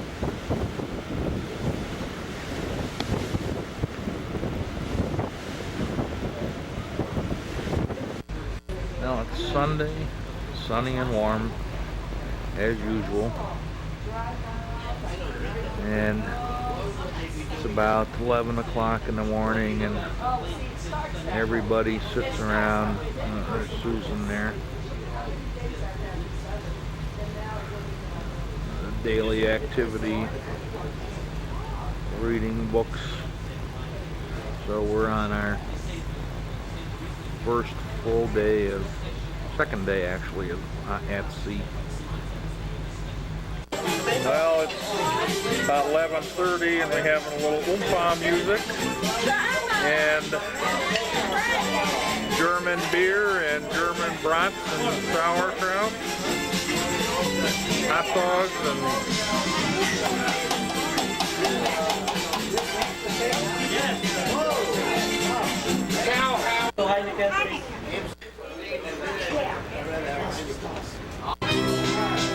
So here's some of our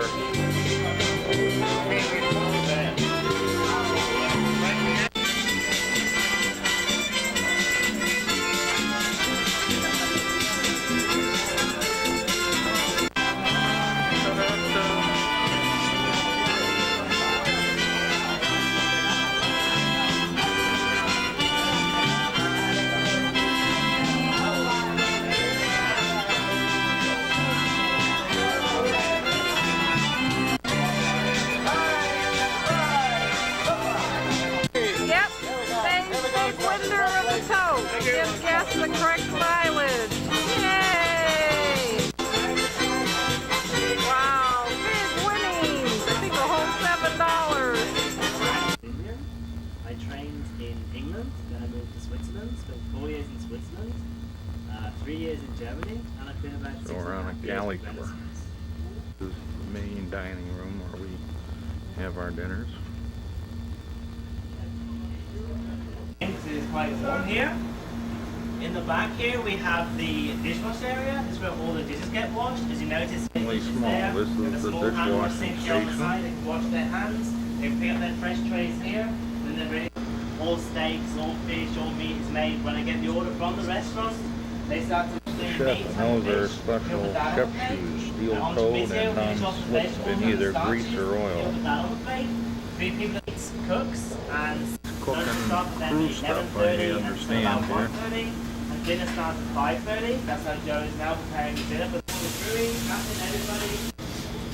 Where the crew get all the good food. Pasta heats up in 2 minutes to boiling, and that's for making French fries.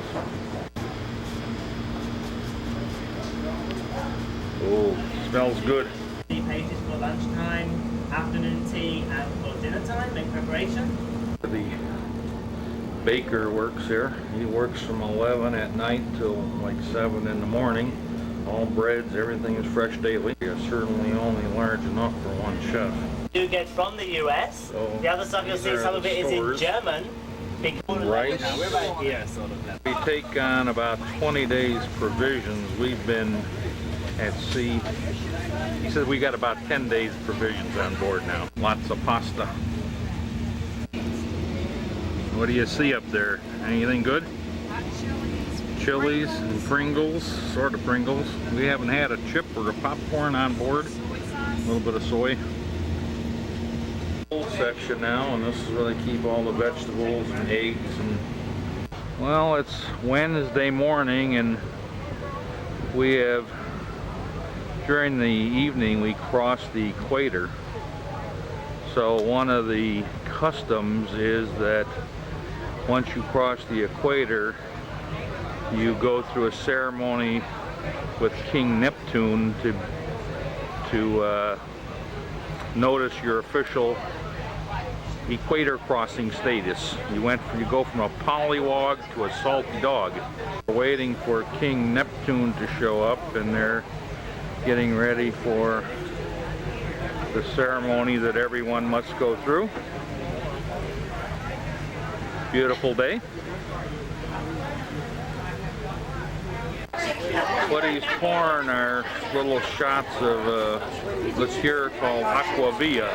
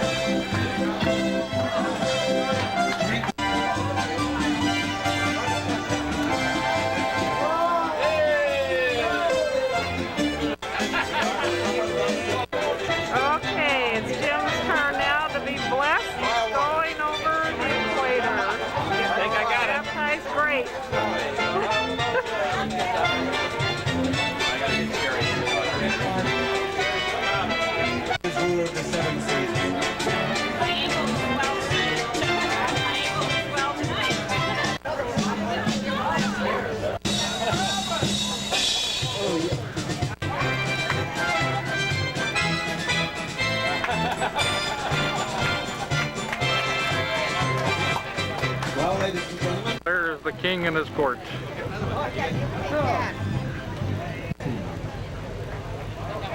have to keep it down, otherwise Get it? Well, we have anchored off of the islands here. We're going to spend the night. So after all the sand of the deserts, these islands are quite tropical. A lot of greenery. Sun is setting, so we can't really tell. But we're on this is the island of Mahi in the town of Victoria. Who is busy at work tonight? We're having an outdoor barbecue. In fact, I even smell it someplace. So this looks like a wonderful evening. About 80 degrees, I would guess. So sitting out here. Oh, there's Marius. He's getting his music stuff ready.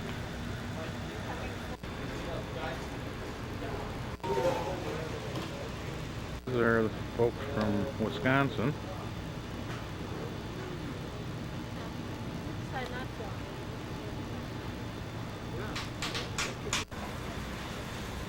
Work first. Now he's grilling here. Steaks, it looks like, and shrimps, sauce, lamb chops, sausage, chicken, veal, venison. You don't mean like deer? Yes. Yes. Yep. Good. Well, this was our carver had done this morning.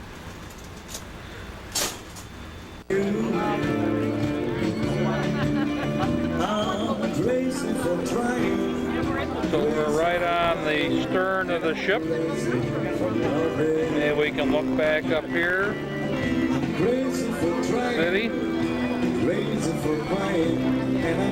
Now it's Thursday morning, Thanksgiving, and we're just off to one of the island called Praslin.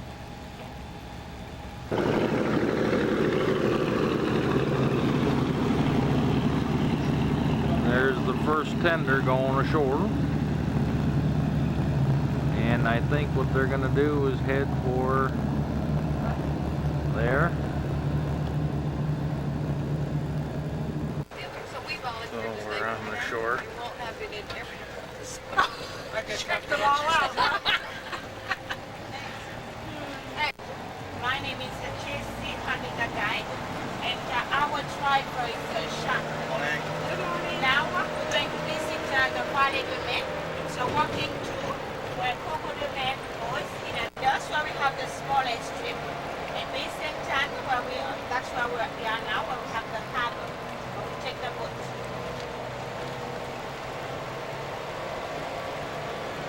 With everything later, that's Lading Island. Big one. This is the island, and we're going into the center of the island.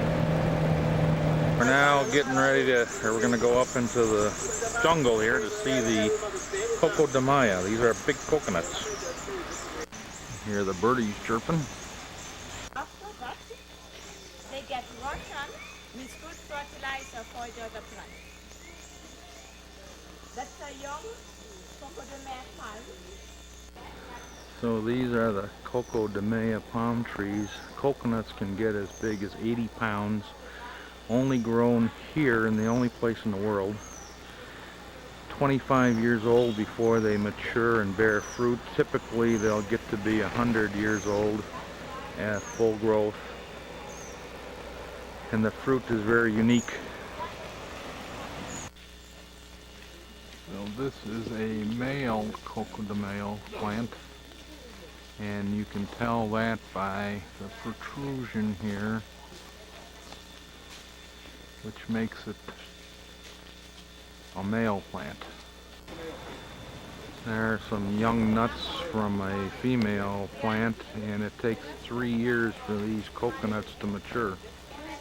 Here's another fuller shot of the male plant. Well, there are some of the nuts, and they're very unique in the shape that they get in there. The shape of a female torso. Okay, there is the mature nut, and you can see that it looks sort of like a female, and that's pretty heavy, but that's not even a large one. Okay. Now you can hear the winds blowing.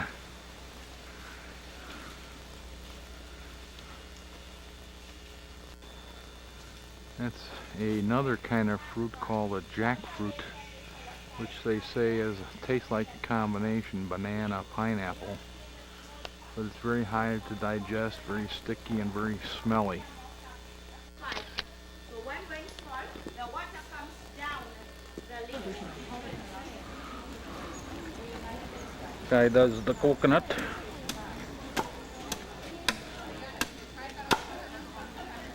A little hole in there. Okay.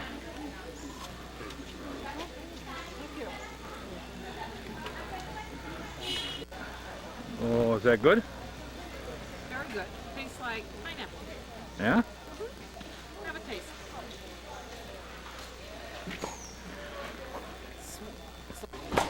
Good. Delicious. Little bar, local church. To the church. A church? No, it's an Anglican church.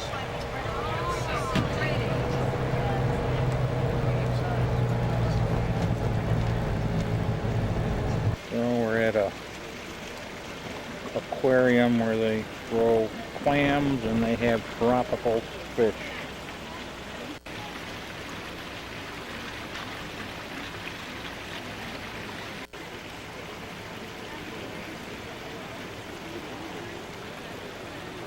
There's a starfish hiding under there. There's a little starfish.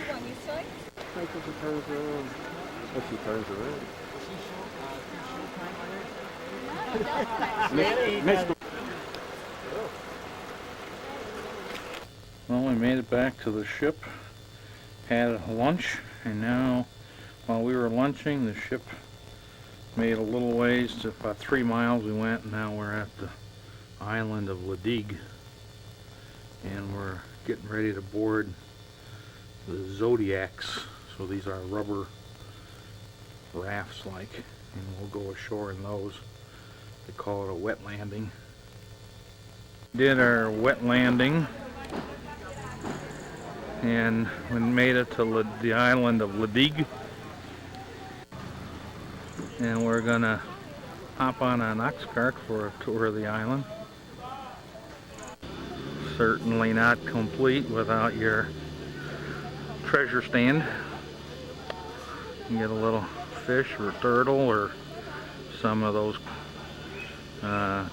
coco de mayas or whatever they are. You may rent a bike.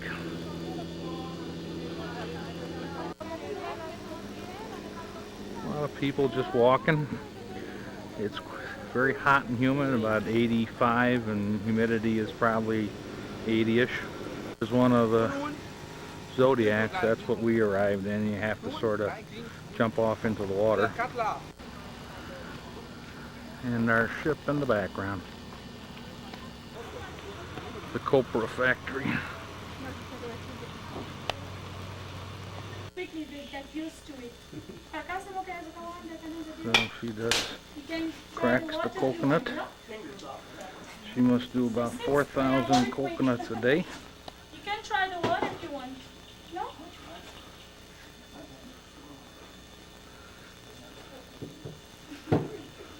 And as you can see, you don't have milk in the coconut. If you want to get the milk, you have to break this white flesh. Then you press it, and then you get the milk. It's only water inside. This is the house where there was a popular film back a number of years ago called Goodbye Emmanuel. It was a soft-core, X-rated movie, you know, soft X.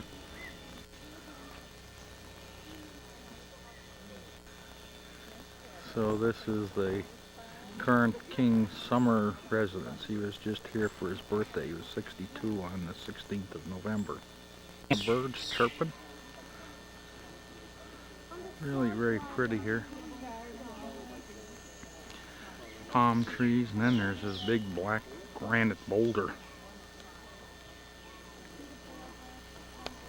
We were looking at rocks, but as we take a close-up here, they're turtles. Hi, guy.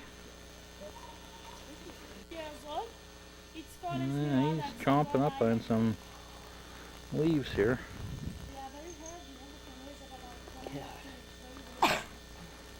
Weigh a couple 100 pounds. Oh man, he smelled the food. Here he comes. Look at him go. Wow. Here comes the other one too.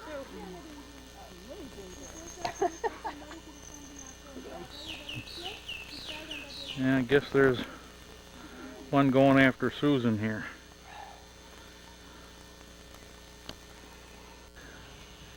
We got one of the handlers out there going to feed them now. One of the tortoise handlers.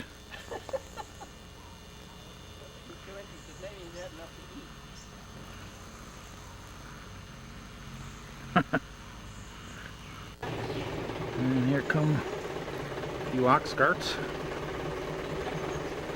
Vanilla plantation.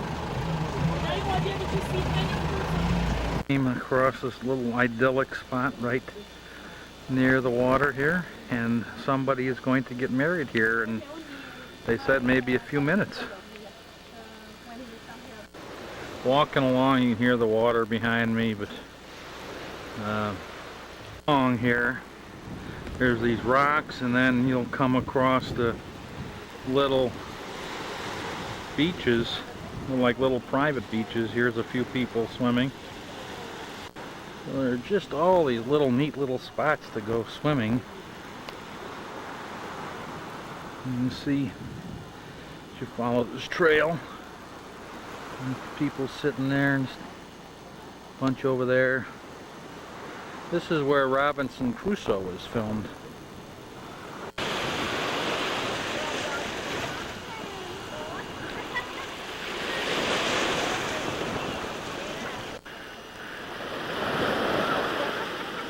Gonna try the water out.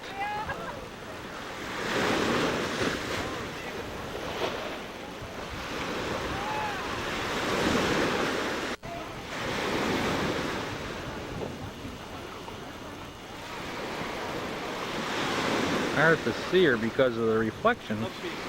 We do have a little bit of a topless here.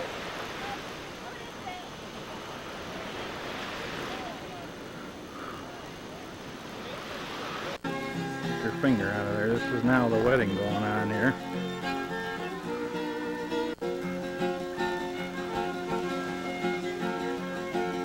So there is the bride and the groom.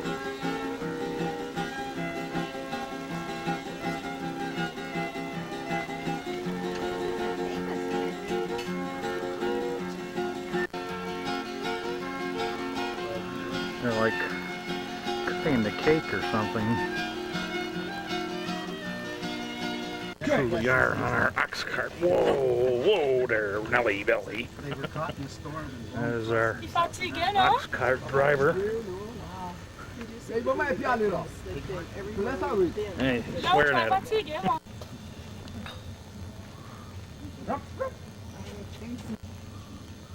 We have holidays in Church. in May. There's some of our group right behind us here.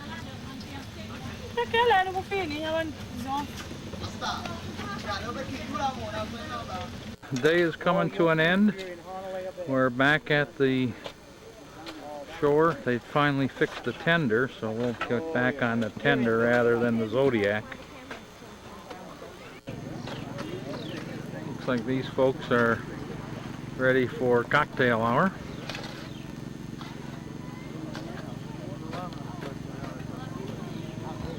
Today in the Seychelles, morning temperature 82. It was probably 89. Humidity was probably 89.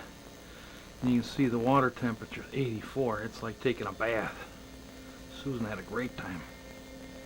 Well, since we have our map director on board tonight, this would be a good time to recap our trip because this is our last night and we head home in the morning. So just looking at the map, we started off in Wisconsin, went over to New York, and then flew across to Europe and landed in Athens, Greece.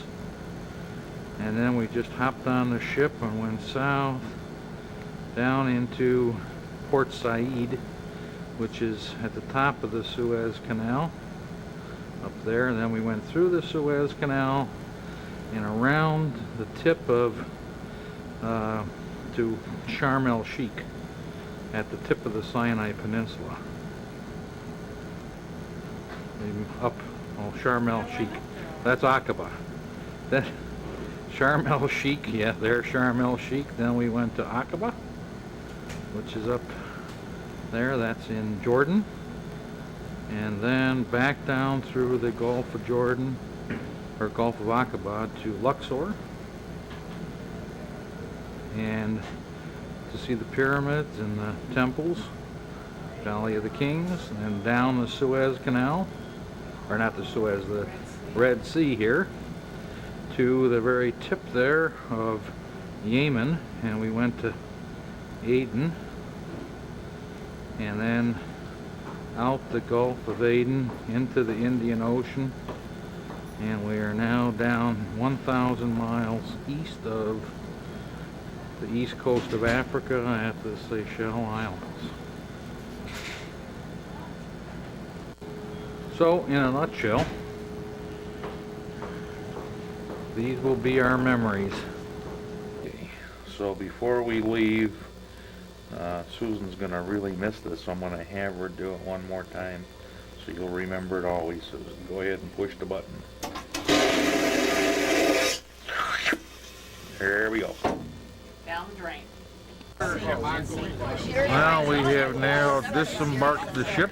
We're on our last little tour. We're going to take a tour of the island, and then we'll get into a day room, and then we will go to the airport and The home is here to Luxor, Luxor to Manchester, England, England to Newark, Newark, Milwaukee. About 40 hours. See ya. Looking up here, and I don't know if I'll be able to find them, but where are they here? Oh yeah. Is that one? Oh, there he is. Have to focus on him. So this is what I was trying to focus on. Yes, they bite, but they're not quite. Is from the front side now. Susan's really happy. He's probably 3-4 inches long. Boat factory, and they make miniature sailboats here. So there's one under construction here. He's doing the planking, pinning it down, shaving it. He just did the decking on this one. He has a sort of a set of plans.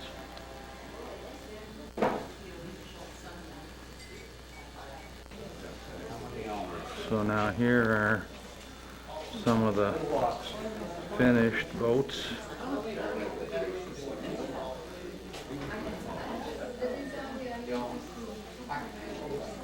Really nice.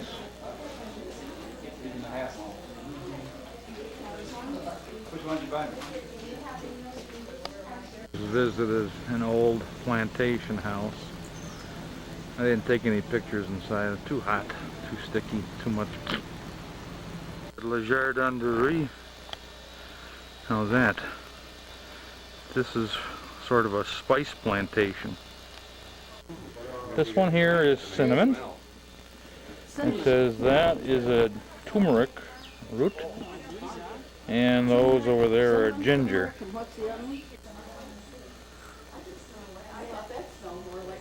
Back, you can see we're up on the hill where they grow all these spices apparently, and looking back down at the water. A little bit of an orchid there.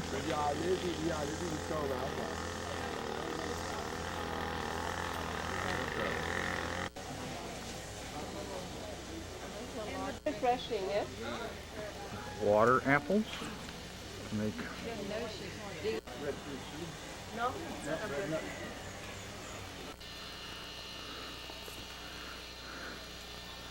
I think we found some tortoises.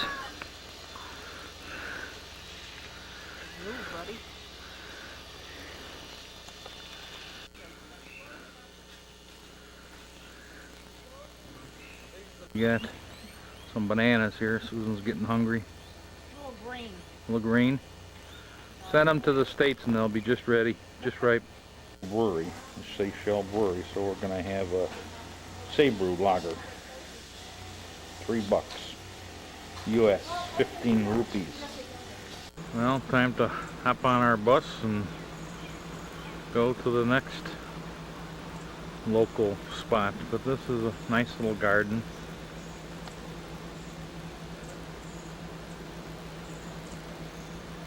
A few of the people from our group sitting out at the pool. So we're here for about 3 hours. People who are flying in will go straight to the ship. We're waiting here. We'll then take the same plane back out. In now, got down to our room, standing on the balcony. So again, we're at our day room here. Have lunch and board the plane, or head for the airport at 3. One of the crew girls. So now it's bon voyage. Now there is the Renaissance Cruises plane. So that's a good sign that we were gonna head back. They are bringing a new cruise, bunch of cruise people, 114 passengers.